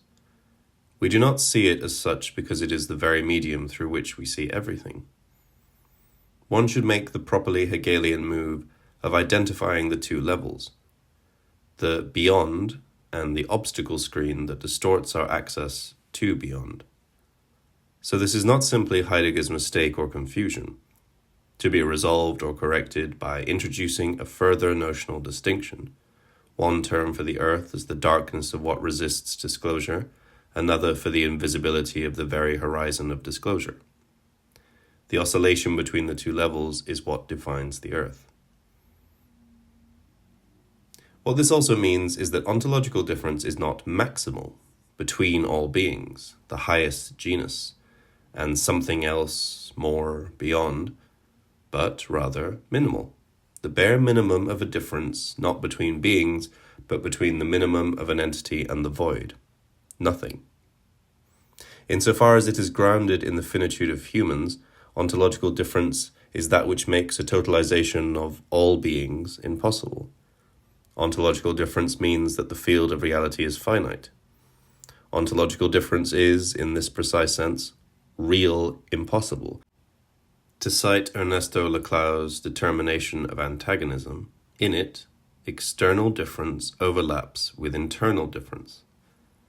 The difference between beings and their being is simultaneously a difference within beings themselves, that is to say, the difference between beings' entities and their opening, their horizon of meaning, always also cuts into the field of beings themselves, rendering it incomplete, finite. Therein resides the paradox. The difference between beings in their totality and their being precisely misses the difference and reduces being to another higher entity. The parallel between Kant's antinomies and Heidegger's ontological difference resides in the fact that, in both cases, the gap, phenomenal, noumenal, ontic, ontological, is to be referred to the non-all of the phenomenal ontic domain itself. However, the limitation of Kant was that he was not able to fully assume this paradox of finitude as constitutive of the ontological horizon. Ultimately, he reduced transcendental horizon to a way reality appears to a finite being, man, with all of it located into a wider encompassing realm of noumenal reality. Here, there is a clear link with the Lacanian real, which, at its most radical level, is the disavowed X, on account of which our vision of reality is anamorphically distorted. It is simultaneously the thing to which direct access is not possible, and the obstacle which prevents this direct access, the thing which eludes our grasp, and the distorting screen which makes us miss the thing. More precisely, The real is ultimately the very shift of perspective from the first to the second standpoint. Recall the well-known Adornian analysis of the antagonistic character of the notion of society. In a first approach, the split between the two notions of society, the Anglo-Saxon individualistic nominalistic version and the Durkheimian organicist notion of society as a totality which pre-exists individuals, seems irreducible. We seem to be dealing with a true Kantian antinomy which cannot be resolved via a higher dialectical synthesis, and which elevates society into an inaccessible thing in itself. However, in a second approach, one should merely take note of how this radical antinomy, which seems to preclude our access to the thing, already is the thing itself. The fundamental feature of today's society is the irreconcilable antagonism between totality and the individual.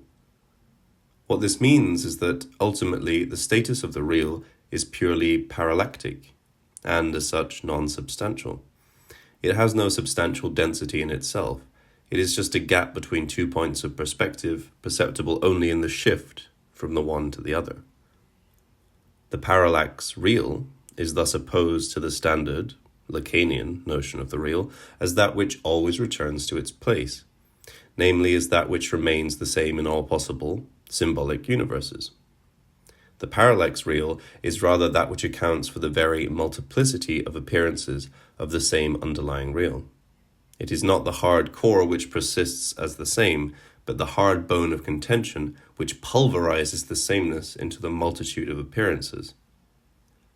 In a first move, the real is the impossible hard core which we cannot confront directly, but only through the lenses of a multitude of symbolic fictions, virtual formations.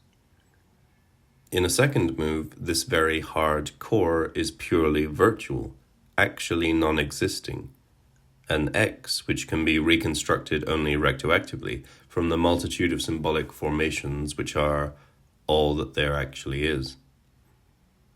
It seems that Heidegger was not ready to draw all the consequences from this necessary double meaning of unconcealedness, which, to put it bluntly, would have compelled him to accept that ontological difference is ultimately nothing but a rift in the ontic order.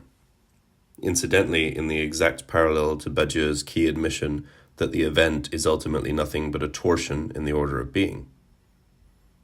This limitation of Heidegger's thought has a series of philosophical and ethico-political consequences. Philosophically, it leads to Heidegger's notion of historical destiny, which delivers different horizons of the disclosure of being, destiny which cannot and should not be in any way influenced by or dependent on ontic occurrences.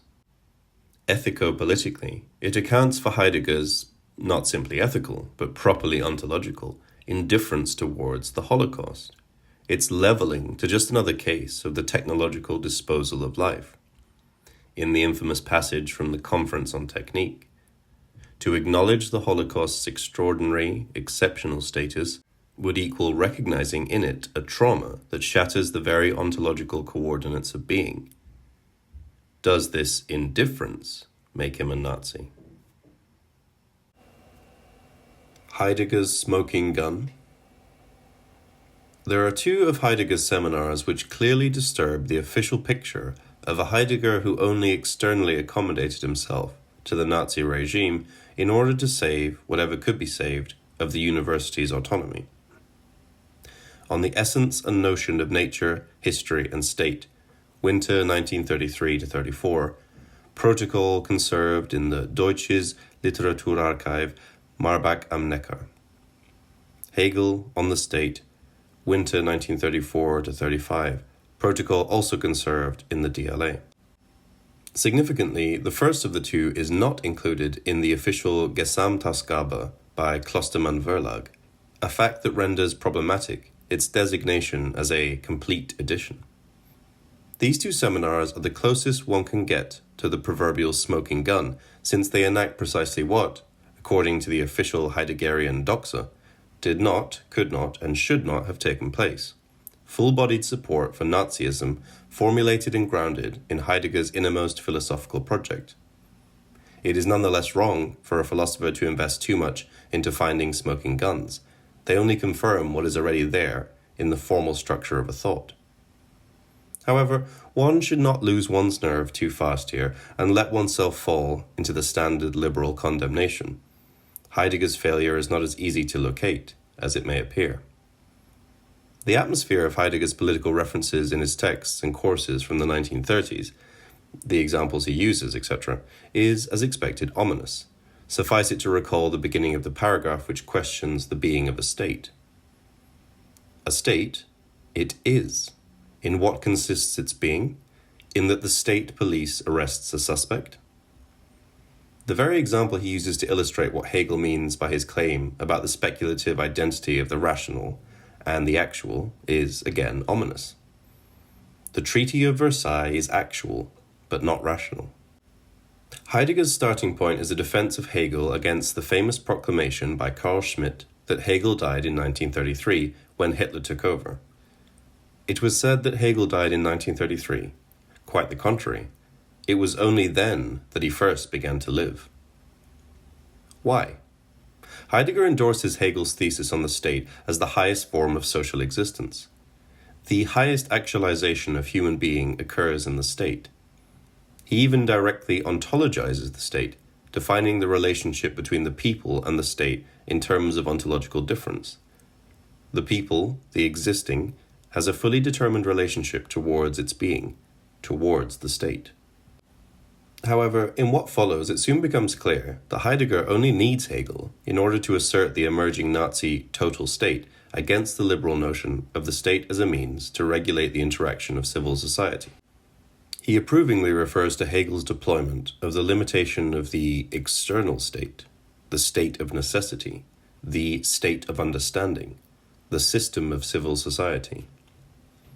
We cannot grasp what Hegel understands as freedom if we take it as an essential determination of a singular I. Freedom is only actual where there is a community of I's, of subjects. But Hegel understands by freedom also this. He insists on the modern principle of the individual's infinite right. For Hegel, civil society is the great modern achievement, the condition of actual freedom, the material basis of mutual recognition. And his problem is precisely how to unite the unity of the state and the dynamic mediation of civil society without curtailing the rights of civil society. The young Hegel, especially in his System der Sittlichkeit, was still fascinated by the Greek polis as the organic unity of individual and society. Here, social substance does not yet stand opposed to individuals as a cold, abstract, objective legality imposed from outside, but as the living unity of customs, of a collective ethical life in which individuals are at home, recognizing it as their own substance. From this perspective, cold universal legality is a regression from the organic unity of customs, the regression from Greece to the Roman Empire. Although Hegel soon accepted that the subjective freedom of modernity has to be accepted, that the organic unity of polis is forever lost, he nonetheless insisted on a need for some kind of return to renewed organic unity, to a new polis that would offer, as a counterpart to individuals, a deeper sense of social solidarity and organic unity over and above the mechanistic interaction and individualist competition of civil society. Hegel's crucial step towards maturity occurs when he really abandons the paradigm of the polis by way of reconceptualizing the role of civil society.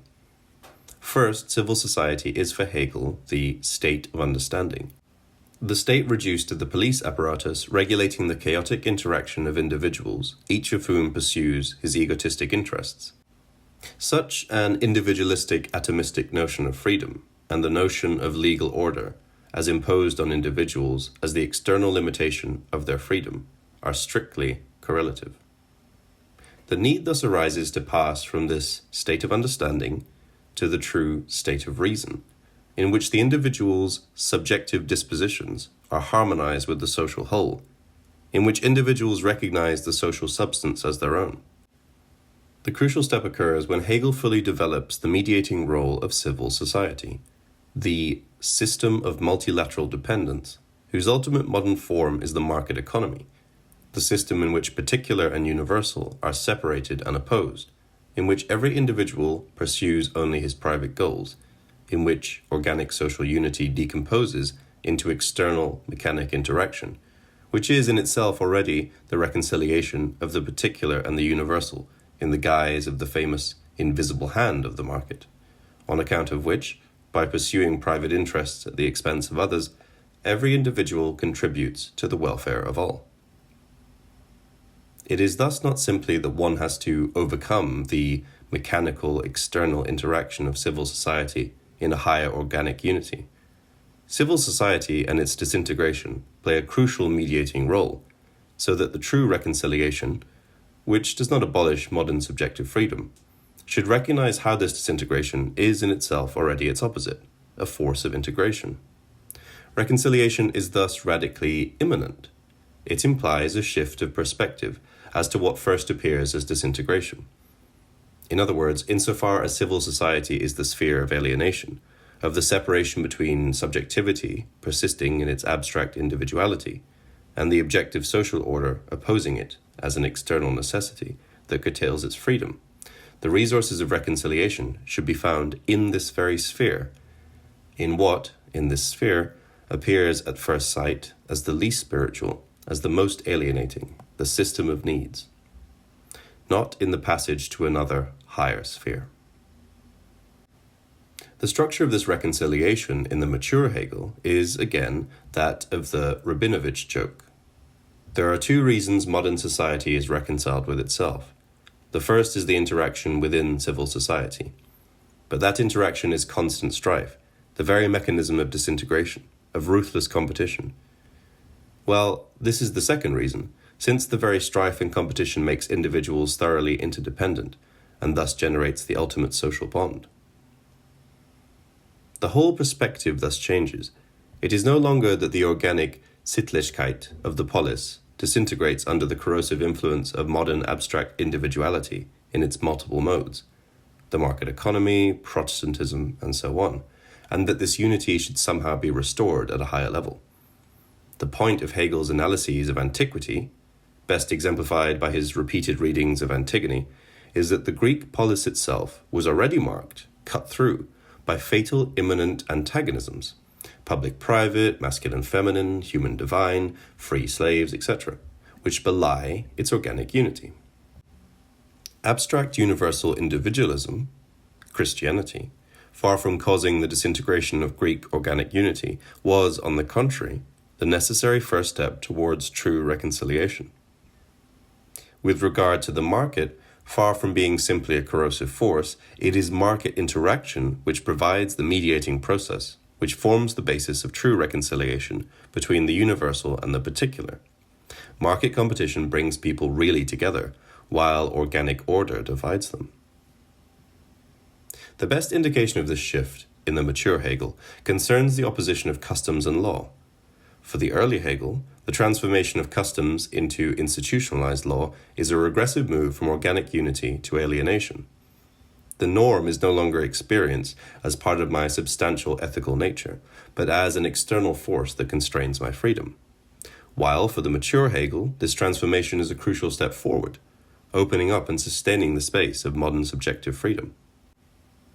It is in total opposition to these Hegelian insights that Heidegger deploys his notion of a total state. We are talking about a total state. This state is not a particular domain, among others. It is not an apparatus which is here to protect society from the state itself, a domain with which only some people have to deal. The people thus wills and loves the state as its own way and manner to be as a people. The people is dominated by the striving, by eros, for the state. This eros, of course, implies personification. Love is always love for the one, the leader. The Führer state, the one we have, means the accomplishment of the historical development, the actualization of the people in the Führer. It is only the leader's will which makes others into his followers, and community arises out of this relationship of following. The followers' sacrifice and service originate in this living connection, not in their obedience to the constraint of institutions. The leader has something to do with the people's will. This will is not the sum of singular wills, but a whole of a primordial authenticity. The question of the consciousness of the will of a community is a problem in all democracies, which can only be resolved in a fruitful way when one recognizes the leader's will and the people's will in their essentiality. Our task today is to arrange the founding relationship of our communal being in the direction of this actuality of people and leader, where, as its actuality, the two cannot be separated. Only when this basic scheme is asserted in its essential aspect through its application is true leadership possible. This, of course, is again totally opposed to Hegel, for whom the head of a rational state should not be a leader, but a king. Why? Let us take a look at Hegel's infamous deduction of the rational necessity of hereditary monarchy. The bureaucratic chain of knowledge has to be supplemented by the king's decision as the completely concrete objectivity of the will, which reabsorbs all particularity into its single self, cuts short the weighing of pros and cons between which it lets itself oscillate perpetually, now this way and now that, and by saying, I will, makes its decision and so inaugurates all activity and actuality. This is why the concept of the monarch is, of all conceptions, the hardest for ratiocination, i.e., for the method of reflection employed by the understanding. In the next paragraph, Hegel further elaborates the speculative necessity of the monarch. This ultimate self in which the will of the state is concentrated is, when thus taken in abstraction, a single self, and therefore is immediate individuality. Hence its natural character is implied in its very conception. The monarch, therefore, is essentially characterized as this individual, in abstraction from all his other characteristics, and this individual is raised to the dignity of monarch in an immediate, natural fashion, i.e., through his birth in the course of nature. The speculative moment that understanding cannot grasp is the transition of the concept of pure self-determination into the immediacy of being, and so into the realm of nature. In other words, while understanding can well grasp the universal mediation of a living totality, what it cannot grasp is that this totality, in order to actualize itself, has to acquire actual existence in the guise of an immediate, natural singularity. The term natural should be given its full weight here, in the same way that, at the end of the logic, the idea's completed self-mediation releases itself from nature, collapses into the external immediacy of nature. The state's rational self-mediation has to acquire actual existence in a will which is determined as directly natural, unmediated, stricto sensu irrational. While observing Napoleon on a horse in the streets of Jena after the Battle of 1807, Hegel remarked that it was as if he had seen the world spirit riding a horse. The Christological implications of this remark are obvious. What happened in the case of Christ is that God himself, the creator of our entire universe, was walking around as a common individual. This mystery of incarnation is discernible at different levels, up to the parent's speculative judgment apropos a child. Out there our love is walking, which stands for the Hegelian reversal of determinate reflection into reflexive determination. The same as with a king, when his subject sees him walking round. Out there our state is walking. Marx's evocation of reflexive determination, in his famous footnote in chapter 1 of Capital, also falls short here. Individuals think that they treat a person as a king because he is a king in himself, while in fact he is a king only because they treat him as one. However, the crucial point is that this reification of a social relation in a person cannot be dismissed as a simple fetishistic misperception. What such a dismissal itself misses is something that perhaps could be designated as the Hegelian performative. Of course, a king is in himself a miserable individual. Of course, he is a king only insofar as his subjects treat him as one.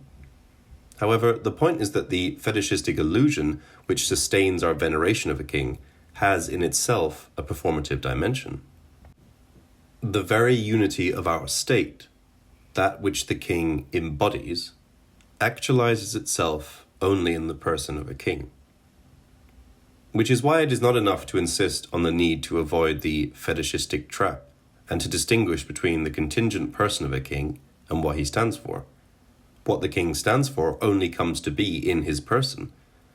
The same as with a couple's love, which, at least within a certain traditional perspective, only becomes actual in their offspring. So far, Hegel seems to say the same thing as Heidegger. There is, however, a key difference, made clear in the addition to paragraph 280. Addition. It is often alleged against monarchy that it makes the welfare of the state dependent on chance, for, it is urged, the monarch may be ill-educated, he may perhaps be unworthy of the highest position in the state, and it is senseless that such a state of affairs should exist because it is supposed to be rational. But all this rests on a presupposition which is nugatory, namely that everything depends on the monarch's particular character. In a completely organized state, it is only a question of the culminating point of formal decision, and a natural bulwark against passion. It is wrong, therefore, to demand objective qualities in a monarch. He has only to say yes and dot the I, because the throne should be such that the significant thing in its holder is not his particular makeup. In a well-organized monarchy, the objective aspect belongs to law alone, and the monarch's part is merely to set to the law the subjective I will. What is missing in Heidegger is this reduction of the function of the monarch to the purely formal function of dotting the I's. That is, the separation between what today we would call the constative and the performative aspects, or in Lacan's terms, the chain of knowledge and the master signifier. The objective aspect of governing a state, the content of laws and measures, which is the business of the expert bureaucracy, and its transformation into a subjective decision of the state that is to be enacted. Heidegger's concept of the leader confounds precisely the two dimensions Hegel strives to keep apart. The further paradox of Hegel's notion of monarchy is that the king is the constitutive exception which, as such, guarantees the universal legal equality of all other subjects. No wonder that, in contrast to Hegel, Heidegger explicitly rejects equality in favor of a hierarchy of grades enforced by the leader. To domination belongs power, which creates a hierarchy of grades through the imposition of the will of the one who rules, insofar as he is actually powerful, i.e., insofar as he disposes those under his rule. Heidegger, passe those who accuse him of leaving out of consideration the cruel aspects of ancient Greek life, slavery and so on, openly draws attention to how rank and dominance are directly grounded in a disclosure of being, thereby providing a direct ontological grounding for the social relations of domination. If people today from time to time are going to busy themselves rather too eagerly with the polis of the Greeks, they should not suppress this side of it, otherwise the concept of the polis easily becomes innocuous and sentimental. What is higher in rank is what is stronger. Thus, being logos, as the gathered harmony, is not easily available for every man at the same price, but is concealed, as opposed to that harmony which is always mere equalizing, the elimination of tension, leveling. Who then is the enemy of such a hierarchical order?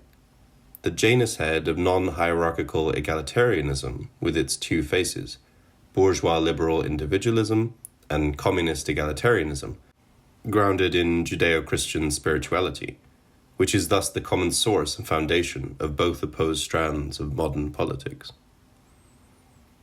In accordance to its mode, Jewish-Christian domination plays a double game, taking simultaneously the side of the dictatorship of the proletariat and the side of the liberal democratic cultural striving.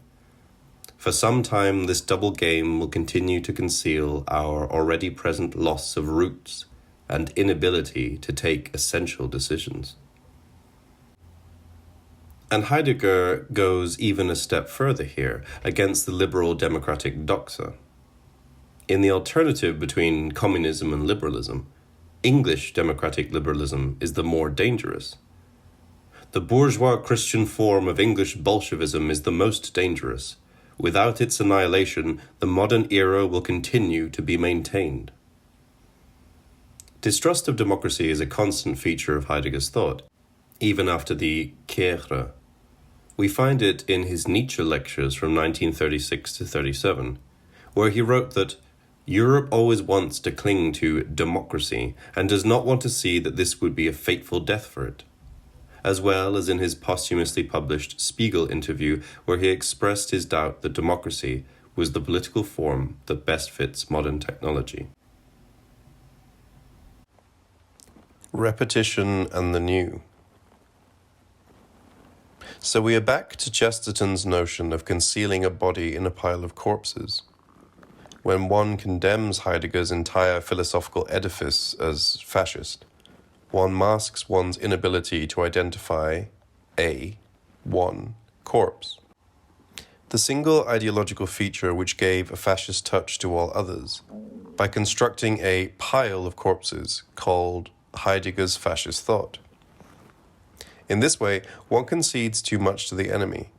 There is nothing inherently fascist in the notions of decision, repetition, assuming one's identity, and so forth, or closer to ordinary politics, in the notions of mass discipline, sacrifice of the individual for the collective, and so forth.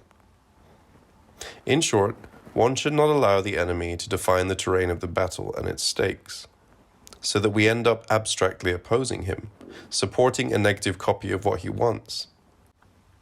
To be clear and brutal to the end, there is a lesson to be learned from Hermann Göring's reply in the early 1940s to a fanatical Nazi who asked him why he protected a well-known Jew from deportation. "In this city, I decide who is a Jew." An answer, incidentally, attributed already to many other German figures who protected their privileged Jews, from Bismarck to Karl Lueger. In this city, it is we who decide what is left, so we should simply ignore liberal accusations of inconsistency. For example, in his review of the Guevara film The Motorcycle Diaries, Paul Berman critically claimed that the entire movie, in its concept and tone, exudes a Christological cult of martyrdom, a cult of adoration for the spiritually superior person who is veering toward death. Precisely the kind of adoration that Latin America's Catholic Church promoted for several centuries, with miserable consequences. The rebellion against reactionary Catholicism in this movie is itself an expression of reactionary Catholicism.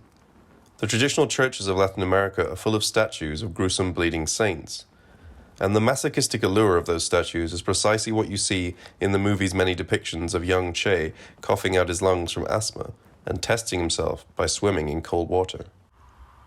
To this, one should simply answer, true, but so what? Why should revolutionary politics not take over the Catholic cult of martyrdom? And one should not be afraid to go to what for many liberals would be the end, and to say the same about Leni Riefenstahl. Her work seems to lend itself to a teleological reading, progressing towards its dark conclusion. It began with Bergfilm, which celebrated heroism and bodily effort in the extreme conditions of mountain climbing. It went on to her two Nazi documentaries, celebrating the political and sport forms of bodily discipline, concentration, and strength of the will. Then, after World War II, in her photo albums, she rediscovered her ideal of bodily beauty and graceful self-mastery in the Nubi African tribe. Finally, in the last decades, she learned the difficult art of deep-sea diving and started shooting documentaries about the strange life in the dark depths of the sea. We thus seem to obtain a clear trajectory from the top to the bottom. We begin with the individuals struggling at the mountaintops and gradually descend, till we reach the amorphous thriving of life itself at the bottom of the sea. Is not what she encountered down there her ultimate object, obscene and irresistible eternal life itself, what she was searching for all along? And does this not apply also to her personality? In fact, it seemed that the fear of those who were fascinated by Leni was no longer, when will she die, but will she ever die? Although we rationally knew she would die soon, we somehow did not really believe it, secretly convinced that she would go on forever, so her death was a genuine surprise. This continuity is usually given a proto-fascist twist, as in the exemplary case of Susan Sontag's famous essay on Riefenstahl, Fascinating Fascism. The idea here is that even her pre- and post-Nazi films articulate a vision of life which is proto-fascist. Riefenstahl's fascism is deeper than her direct celebration of Nazi politics. It resides already in her pre-political aesthetics of life, in her fascination with beautiful bodies displaying their disciplined movements. Perhaps it is time to problematize this topos. Let us take Das Blaue Licht. Is it not possible to read the film also in exactly the opposite way? Is Junta, the lonely and wild mountain girl, not an outcast who almost becomes the victim of a pogrom by the villagers in a manner which cannot but remind us of anti-Semitic massacres? Perhaps it is not an accident that Bela Balasch, Riefenstahl's lover at the time, who co-wrote the scenario with her, was a Marxist. The problem is here much more general. It goes far beyond Riefenstahl. Let us take the very opposite of Riefenstahl, Arnold Schoenberg. In the second part of Harmonienlehre, his major theoretical manifesto from 1911, he develops his opposition to tonal music in terms which, superficially, almost recall latest Nazi anti-Semitic tracts. Tonal music has become a diseased, degenerate world in need of a cleansing solution. The tonal system has given in to inbreeding and incest. Romantic chords such as the diminished seventh are hermaphroditic, vagrant, and cosmopolitan. Nothing easier than to claim that such a messianic apocalyptic attitude is part of the same spiritual situation which gave birth to the Nazi final solution. This, however, is precisely the conclusion one should avoid. What makes Nazism repulsive is not the rhetoric of final solution as such, but the concrete twist it gives to it. Another popular topic of this kind of analysis, closer to Riefenstahl, is the allegedly proto-fascist character of the mass choreography displaying disciplined movements of thousands of bodies, parades, mass performances in the stadia, and so on. If one finds the same phenomenon also in socialism, one immediately draws the conclusion about a deeper solidarity between the two totalitarianisms. Such a procedure, the very prototype of ideological liberalism, misses the point. Not only are such mass performances not inherently fascist, they are not even neutral, waiting to be appropriated by left or right. It was Nazism that stole them and appropriated them from the workers' movement, their original creator. None of the proto-fascist elements is per se fascist. What makes them fascist is only their specific articulation, or, to put it in Stephen Jay Gould's terms, all these elements are ex-apted by fascism. In other words, there is no fascism avant la lettre, because it is the letter itself, the nomination, which makes out of the bundle of elements fascism proper. Along the same lines, one should radically reject the notion that discipline, from self-control to body training, is a proto-fascist feature. The very predicate proto-fascist should be abandoned. It is the exemplary case of a pseudo-concept whose function is to block conceptual analysis. When we say that the organized spectacle of thousands of bodies, or say the admiration of sports which demand intense efforts and self-control, such as mountain climbing, is proto-fascist, we say strictly nothing. We just express a vague association which masks our ignorance. So when, 3 decades ago, kung fu films were popular, Bruce Lee and so forth, was it not obvious that we were dealing with a genuine working-class ideology of youngsters whose only means of success was the disciplined training of their only possession, their bodies? Spontaneity and the let-it-all-hang-out attitude of indulging in excessive freedoms belong to those who can afford it. Those who have nothing have only their discipline. The bad form of corporeal discipline, if there is one, is not collective training, but rather jogging and bodybuilding as part of the New Age myth of the realization of the self's inner potential. No wonder that the obsession with one's body is an almost obligatory part of the passage of ex-leftist radicals into the maturity of pragmatic politics. From Jane Fonda to Joschka Fischer, the period of latency between the two phases was marked by the focus on one's own body. So, back to Riefenstahl, what this means is not that one should dismiss her Nazi engagement as a limited and unfortunate episode. The true problem is to sustain the tension which cuts through her work, the tension between the artistic perfection of her procedures and the ideological project which co-opted them. Why should her case be different from that of Ezra Pound, W.B. Yeats, and other modernists with fascist tendencies, who long ago became part of our artistic canon? Perhaps the search for the true ideological identity of Riefenstahl is misleading. There is no such identity. She was genuinely inconsistent, blown this way and that as she was caught up in a conflictual force field. To return to Heidegger, in his Nazi engagement, he was not totally wrong. The tragedy is that he was almost right, deploying the structure of a revolutionary act and then distorting it by giving it a fascist twist. Heidegger was closest to truth precisely where he erred most, in his writings from the late 1920s to the mid-1930s. Our task, thus, is to repeat Heidegger and retrieve this lost dimension, potential, of his thought. In 1937 to 38, Heidegger wrote, "What is conservative remains bogged down in the historiographical. Only what is revolutionary attains the depth of history." Revolution does not mean here mere subversion and destruction, but an upheaval and recreating of the customary, so that the beginning might be restructured. And because the original belongs to the beginning, the restructuring of the beginning is never the poor imitation of what was earlier. It is entirely other and nevertheless the same. In itself, is this not a wholly pertinent description of the revolution along Benjaminian lines? Recall the example provided by Walter Benjamin. The October Revolution repeated the French Revolution, redeeming its failure, unearthing and repeating the same impulse. Already, for Kierkegaard, repetition is inverted memory, a movement forward, the production of the new, and not the reproduction of the old. "There is nothing new under the sun" is the strongest contrast to the movement of repetition. So it is not only that repetition is one of the modes of the emergence of the new. The new can only emerge through repetition.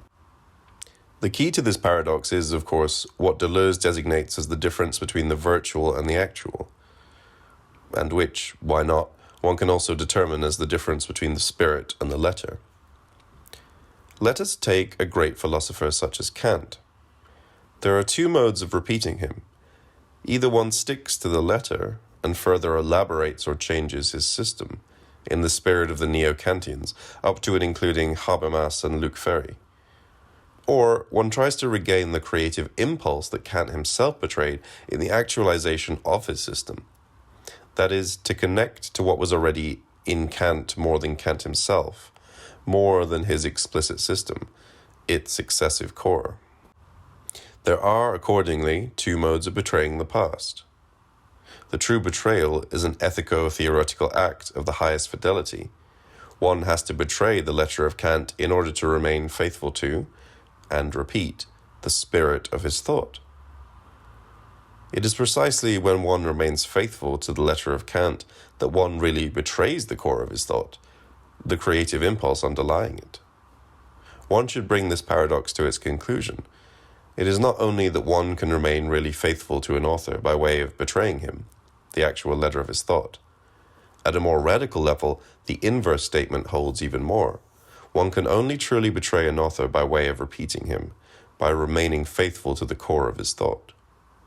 If one does not repeat an author, in the authentic Kierkegaardian sense of the term, but merely criticizes him, moves elsewhere, turns him around, and so forth, this effectively means that one unknowingly remains within his horizon, his conceptual field. When G.K. Chesterton describes his conversion to Christianity, he claims that he tried to be some 10 minutes in advance of the truth, and I found that I was 18 years behind it. Does the same not hold even more for those who, today, desperately try to catch up with the new by way of following the latest post-fashion, and are thus condemned to remain forever 18 years behind the truly new? In his ironic comments on the French Revolution, Marx opposes the revolutionary enthusiasm to the sobering effect of the morning after. The actual result of the sublime revolutionary explosion, of the event of freedom, equality, and brotherhood, is the miserable, utilitarian, egotistic universe of market calculation. And, incidentally, is not this gap even wider in the case of the October Revolution? However, one should not simplify Marx. His point is not the rather commonsensical insight into how the vulgar reality of commerce is the truth of the theatre of revolutionary enthusiasm. In the revolutionary explosion as an event, another utopian dimension shines through, the dimension of universal emancipation, which precisely is the excess betrayed by the market reality which takes over the day after. As such, this excess is not simply abolished, dismissed as irrelevant, but, as it were, transposed into the virtual state, continuing to haunt the emancipatory imaginary as a dream waiting to be realized. The excess of revolutionary enthusiasm over its own actual social base, or substance, is thus literally that of an attribute effect over its own substantial cause, a spectral event waiting for its proper embodiment. Only repetition brings out pure difference. When, in his famous analysis in Being in Time, Heidegger describes the ecstatic structure of Dasein's temporality as the circular movement which goes from future through the past to the present, it is not enough to understand this as a movement in which I, starting from the future, the possibilities open to me, my projects and so on, go back to the past, analyze the texture of the historical situation into which I was thrown, in which I find myself, and from there engage in my present in order to realize my projects. When Heidegger characterizes future itself as having been, gewesen, or more precisely something that is as having been, gewesende, he locates the future itself into the past. Not, of course, in the sense that we live in a closed universe in which every future possibility is already contained in the past, so that we can only realize what already is present in the inherited texture, but in the much more radical sense of the openness of the past itself. The past itself is not simply what there was, it contains hidden, non-realized potentials, and the authentic future is the repetition, retrieval of this past, not of the past as it was, but of those elements in the past which the past itself, in its reality, betrayed, stifled, failed to realize. It is in this sense that one should today repeat Lenin, choosing Lenin as one's hero, to paraphrase Heidegger, not in order to follow him and to do the same today, but to retrieve him in the precise sense of bringing out the non-realized potentials of Leninism. And one should not be afraid to conceive in these terms the very sensitive topic of Heidegger's relation to Nazism. Although it is true that, in contrast to really existing socialism, one does not talk about really existing fascism, since we did not experience actual fascism as the betrayal of its inherent emancipatory potential. There is nonetheless a philosopher who precisely did engage in a kind of critique of really existing Nazism on behalf of its true potential, its inner greatness, betrayed by its racist technological nihilistic reality. None other than Heidegger himself, of course. After his much debated disappointment with the reality of the Nazi regime in 1934, Heidegger's effort throughout the 1930s was effectively to salvage this betrayed inner greatness, the world historic potential of the Nazi movement. Therein resides the ultimate political wager of Heidegger's endless variations on the topic of Hölderlin and the fate of Germany.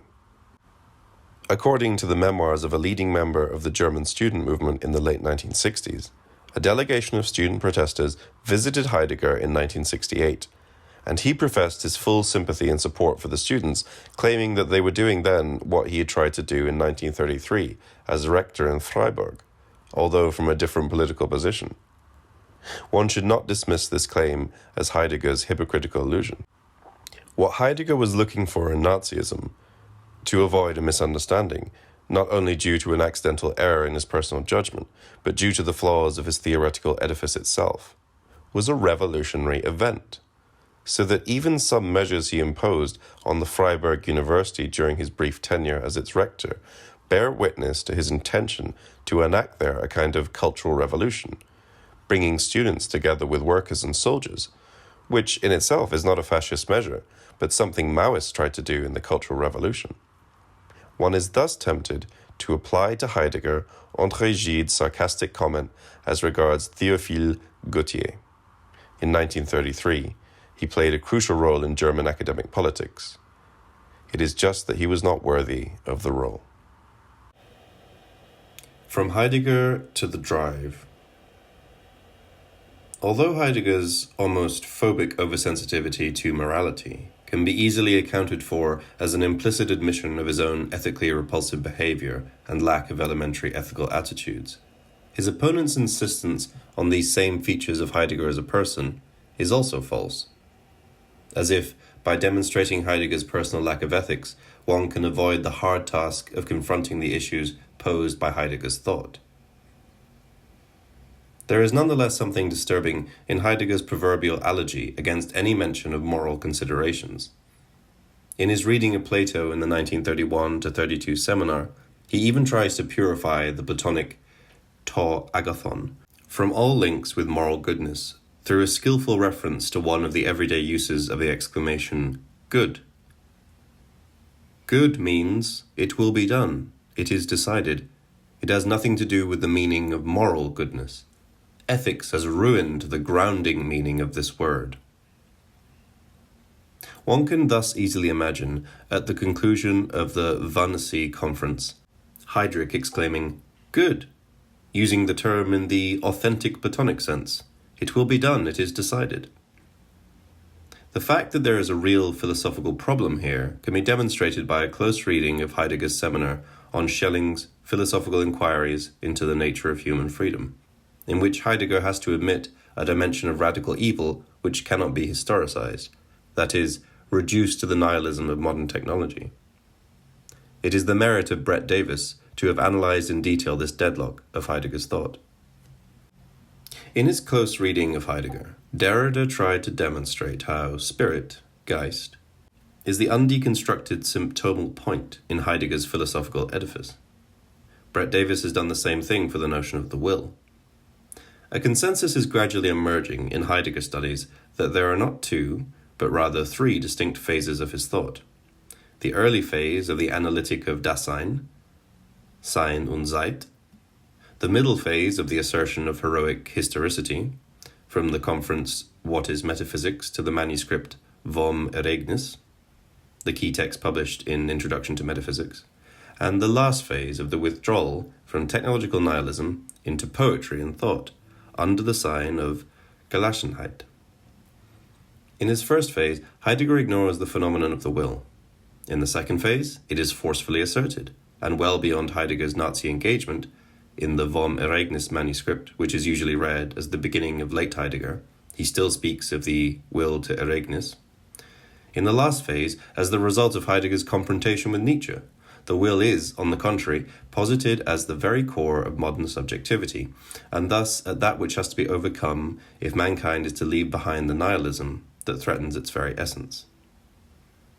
Through a detailed and perceptive analysis, Davis shows how this tripartite division is not self-evident.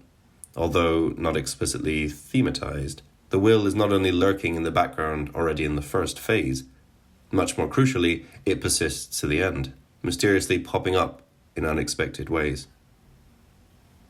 Where I disagree with Davis is in how to interpret this strange persistence of the will, which continues to haunt Heidegger even when its overcoming becomes the very focus of his thought. Under the clear influence of his in-depth knowledge of Japanese Zen Buddhism, Davis reads this persistence as a sign of Gelassenheit as an unfinished project. It basically indicates that Heidegger did not succeed in thoroughly deconstructing the will, so that it is up to us, who continue in his path, to finish the job and draw all the consequences from Gelassenheit.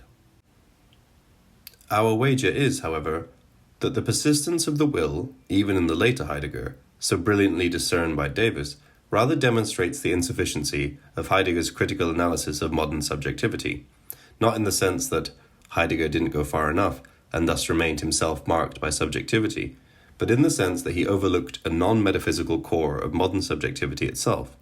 The most fundamental dimension of the abyss of subjectivity cannot be grasped through the lens of the notion of subjectivity as the attitude of technological domination. In other words, it is the symptom of Gelassenheit, an indication of the limitation of this notion itself, not only of our failure to fully develop its potential. Davis proposes the distinction between 1. What Heidegger calls the will of subjectivity, a fundamental disattunement that has risen up and prevailed in a particular epochal history of metaphysics, and 2. What we have, interpretively supplementing Heidegger, called willing, a non-historical dissonant excess which haunts the proper essence of non-willing. Heidegger directly approaches this point in his reading of a fragment of Anaximander on order and disorder, where he considers the possibility that an entity may insist, bestechen, upon its while solely to remain more present, in the sense of perjuring, bestandigen. That which lingers persists, beharrt, in its presencing.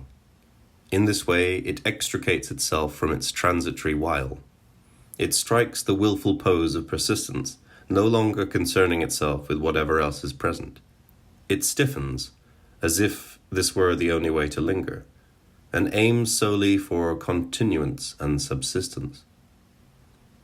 Davis's thesis is that this rebellious whiling refers to a non-historical willing, a willing which is not limited to the epoch of modern subjectivity and its will to power, but belongs to the core of being itself.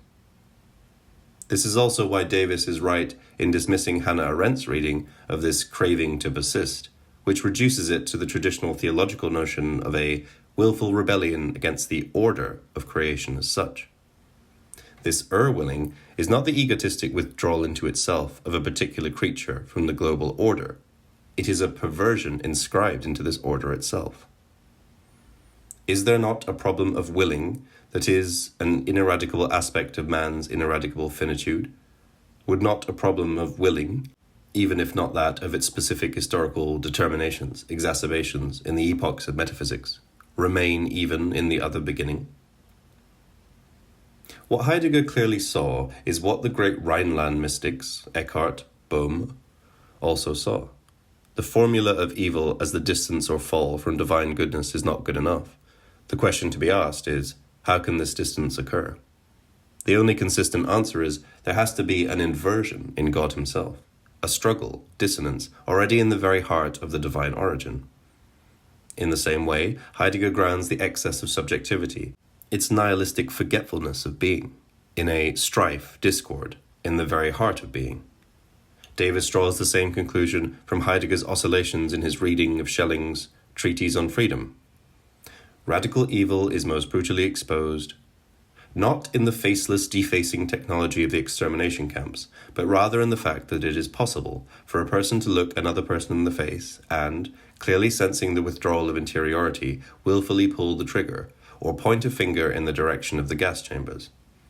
The wickedness of this face-to-face defacement, this wicked will to power that wills the murder of the other as other, in other words, that wills to maintain a recognition of the other precisely in order to take diabolical pleasure in annihilating his or her otherness, radically exceeds the evil of the calculating machinations of technology. The thoughtless reduction of the other to a cog in the wheel of technological machination is not yet the wicked will to power that maintains a recognition of the alterity of the other precisely in order to take diabolical pleasure in conquering her resistance and witnessing her pain. This terrible fact of evil cannot be explained technologically.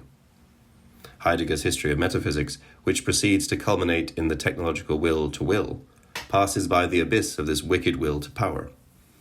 After Heidegger, therefore, we must step back to think the originally dissonant excess of willing as the root potential, not just of the faceless, defacing technological will to will, but also of this wicked face-to-face defacing will to power.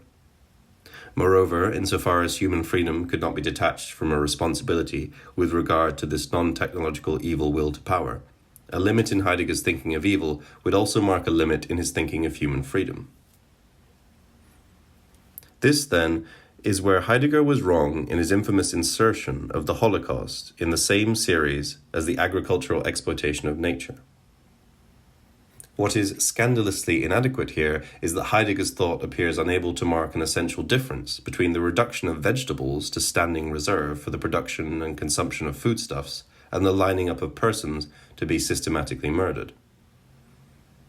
So what about the counter-argument to Heidegger's defense, according to which it is not Heidegger, but modern technology itself which reduces vegetables and humans to the same level of available, disposable objects?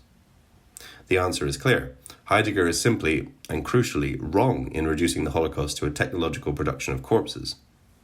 There is, in events like the Holocaust, a crucial element of the will to humiliate and hurt the other. The victim is treated as an object in a reflexive way, in order to humiliate him further, in clear contrast to the industrially produced vegetable, where this intention to hurt is absent. In industrialized agriculture, a vegetable simply is reduced to an object of technological manipulation. This is also why the notion of trauma has no place in his universe. Does, in Heideggerian terms, the concept of trauma, of a traumatic encounter, not designate precisely the unthinkable point at which an ontic intrusion gets so excessively powerful that it shatters the very ontological horizon which provides the coordinates within which reality is disclosed to us? This is why a traumatic encounter entails a loss of reality, which has to be understood in the strong philosophical sense of the loss of ontological horizon. In trauma, we are momentarily exposed to the raw ontic thing, not yet covered, screened by the ontological horizon. This, of course, is what happens when we witness something like the Holocaust, the eclipse of the world itself.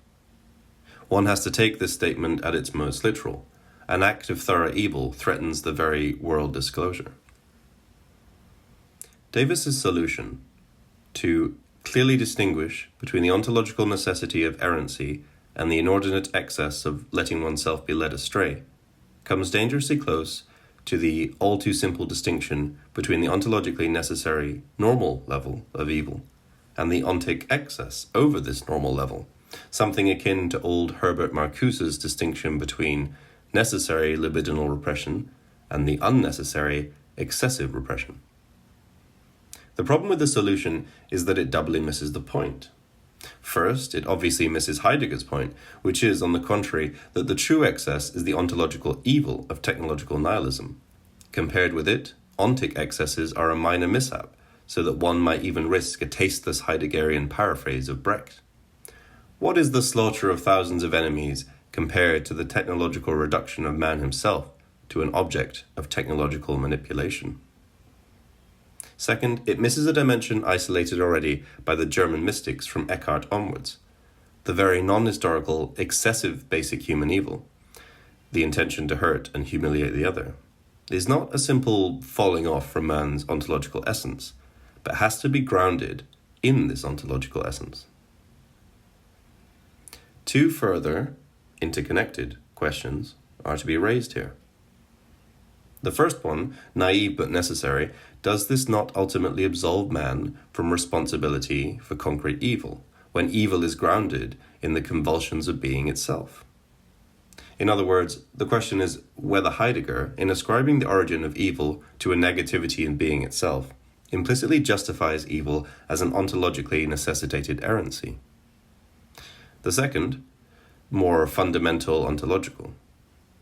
Is this strife in the heart of being part of its harmony itself, in the sense that being is the very hidden concord of the struggling poles? Or is it a more radical discord, something which derails the very harmony of being? Or, as Davis puts it, is being a fugue into which all dissonance is, in the end, necessarily harmonized? Or does evil haunt the gift of being as its non-sublatable dissonant excess? However, against Davis's claim that the first option pulls Heidegger's thought back towards the systematicity of idealism, one should insist that it is, on the contrary, pre-modern, pre-idealist paganism, whose ultimate horizon is the higher harmony of the struggling forces, and that subjectivity, at its most fundamental, designates precisely a dissonant excess, which cannot be co-opted into a higher harmony of the substantial order of being. To answer these questions, it is not enough to think with Heidegger against Heidegger. That is, to push the unfinished Heidegger project to its end. In other words, immanent critique is not enough here. One has to abandon Heidegger's basic premise of a diabolical inversion of the fugue of being. Let us go back to Heidegger's reading of Anaximander. For anyone minimally versed in Freud and Lacan, Heidegger's reading of Anaximander's disorder cannot but evoke the Freudian drive. His formulation renders perfectly the stuckness, the fixation of the drive on a certain impossible point around which it circulates, obeying a compulsion to repeat. At its most elementary, the drive is a rebellious whiling, which derails the natural flow. So what if there is stricto sensu no world, no disclosure of being prior to this stuckness? What if there is no Gelassenheit, which is disturbed by the excess of willing? What if it is this very excess, stuckness, which opens up the space for Gelassenheit? What if it is only against the background of this stuckness that a human being can experience him or herself as finite, mortal, in contrast to an animal which simply is mortal? The primordial fact is thus not the fugue of being or the inner peace of Gelassenheit, which can then be disturbed, perverted by the rise of willing. The primordial fact is this willing itself, its disturbance of the natural fugue. To put it in yet another way, in order for a human being to be able to withdraw from immersion in the everyday world to the inner peace of Gelassenheit, this immersion has first to be broken by the excessive stuckness of the drive. Two further consequences should be drawn from this. Firstly, that human finitude strictly equals infinity. The obscene immortality, infinity of the drive, which insists beyond life and death. Second, the name of this diabolical excess of willing, which perverts the order of being, is the subject. The subject thus cannot be reduced to an epoch of being, to modern subjectivity bent on technological domination. There is, underlying it, a non-historical subject. Heidegger's divine violence.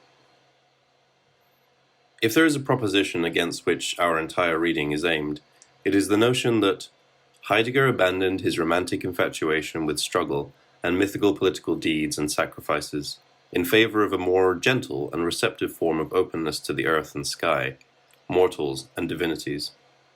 A subtitle to the present chapter could well have been, "Beware of Gentle Openness." What this means with regard to the three phases of Heidegger's thought is that there is a potential breakthrough towards another dimension in phase 2, which gets lost in phase 3. Where Heidegger erred most, his Nazi engagement, he came closest to truth. Far from resolving the inconsistencies of phase 2, phase 3 proposes a new paradigm which renders them invisible. In contrast to this assertion of the late green Gelassenheit Heidegger, one should therefore explore for new openings the very Heidegger of violence, political deeds, and sacrifices. At the level of textual analysis, Gregory Fried has already done a lot of spade work in his deep and pertinent reading of Heidegger's entire opus, through the interpretive lens of his reference to Heraclitus's polemos, struggle in German, Krieg, Kampf, or predominantly in Heidegger, Auseinandersetzung, from the latter's famous fragment 53. War is both father of all and king of all. It reveals the gods on the one hand and humans on the other, makes slaves on the one hand, the free on the other. As every interpreter of Heraclitus knows, this fragment is to be read as the inversion of the religious vision of the universe as generated and ruled by a divine potency.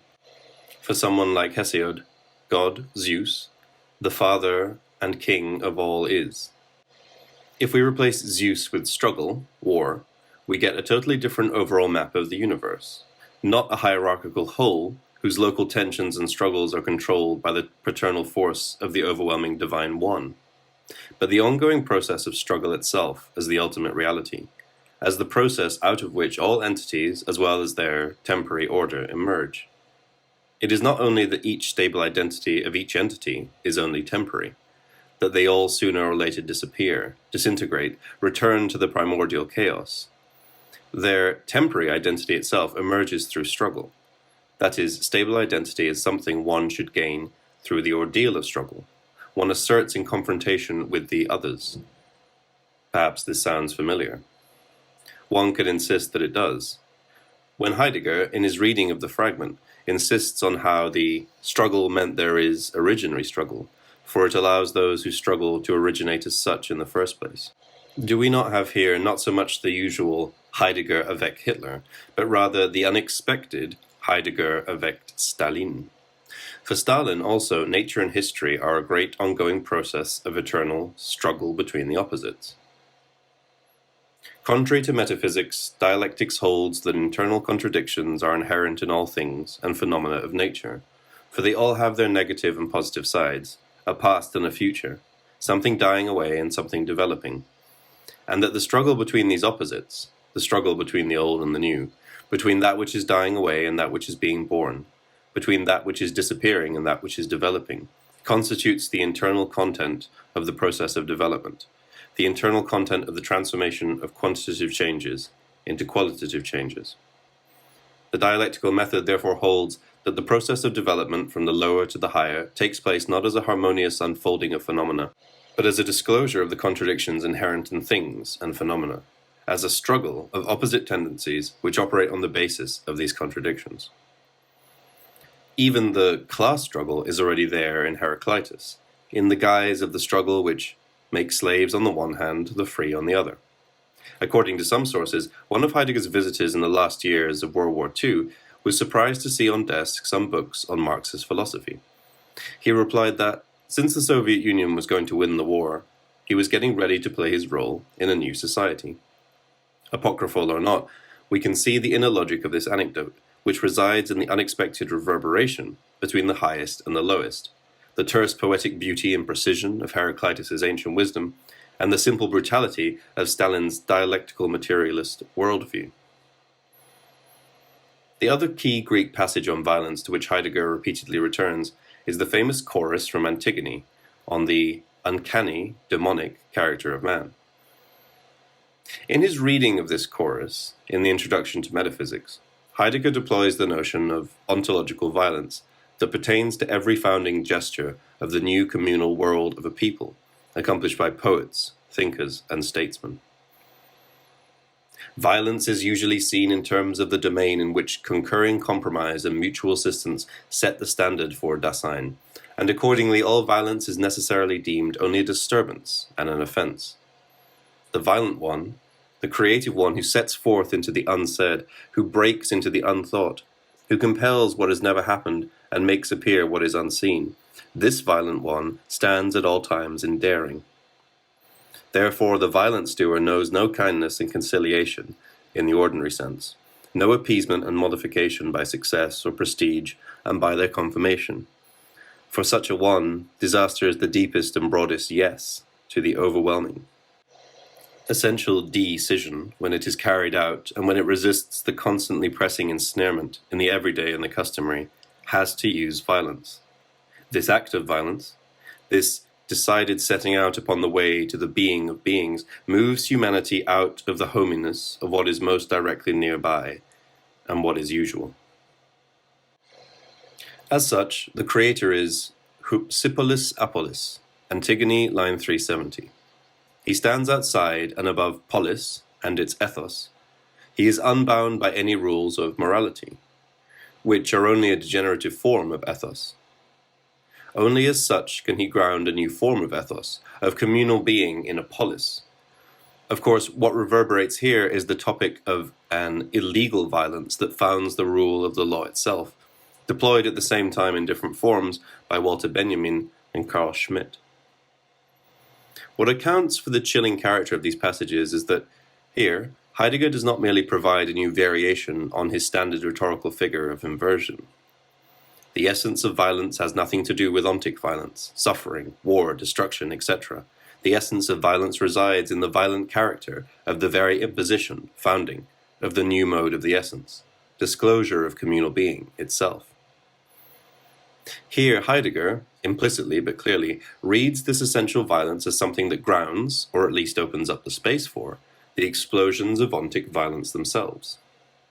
Liberal critics of Heidegger like to dwell on these lines, emphasizing how, in suspending even minimal moral criteria, Heidegger legitimizes the most brutal ontic violence of the statesman-creator, and thus paves the way for his own Nazi engagement and support for Hitler, as such a statesman-creator who, standing outside and above the communal space of the moribund Weimar Republic, fearlessly shattered its coordinates and thus violently grounded a new communal being, that of the Germany reawakened in the National Socialist Revolution.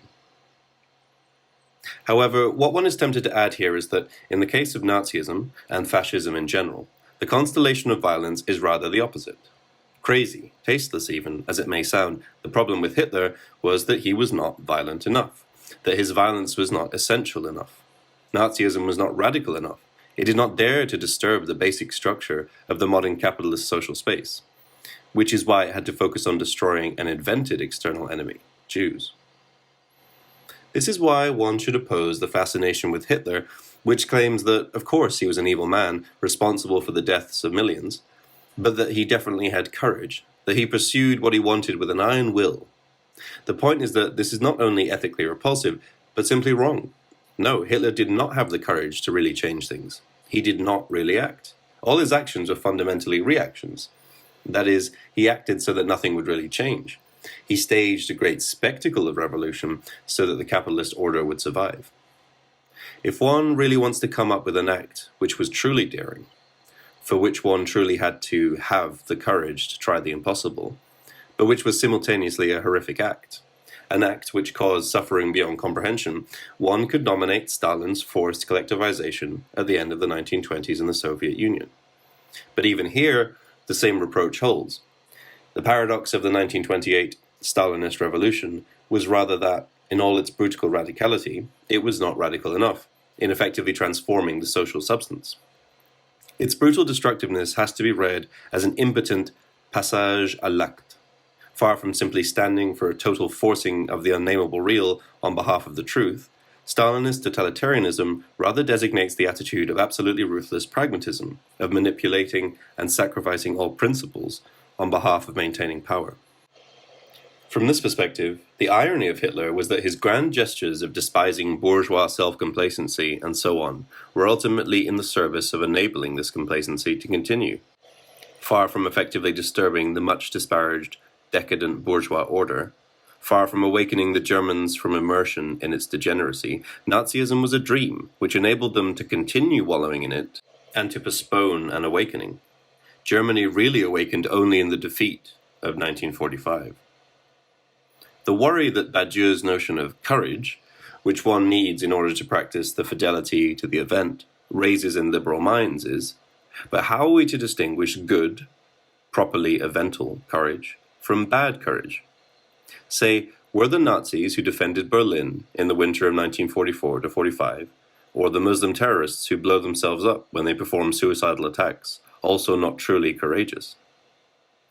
One should nonetheless insist that there is no bad courage. Bad courage is always a form of cowardice. The courage of the Nazis was sustained by their cowardice concerning attacking the key feature of their society, the capitalist relations of production. The courage of the terrorists relies on the big other, whose instruments they perceive themselves to be. The true courage of an act is always the courage to accept the inexistence of the big other. That is, to attack the existing order at the point of its symptomal knot. Back once more to Heidegger. What this means is that Hitler's violence, even at its most terrifying, the murder of millions of Jews, was all too ontic.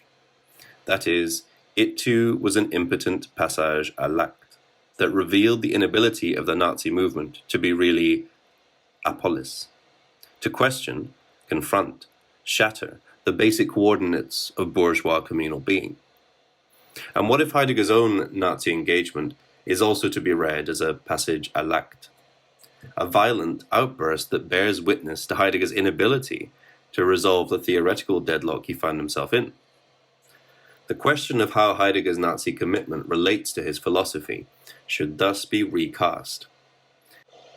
It is no longer a question of adequatio, correspondence, between Heidegger's thought and his political acts, but an inherent theoretical deadlock, which in itself has nothing to do with Nazism, and the violent passage as the only way of escaping it. This is how one should also reframe the old dilemma. Which was in the beginning the word or the act? Logically, it all began with the word. The act that followed was a flailing outburst that bore witness to the deadlock of the word. And the same goes for the act par excellence, the divine act of creation. It also signals the impasse of God's ratiocinations.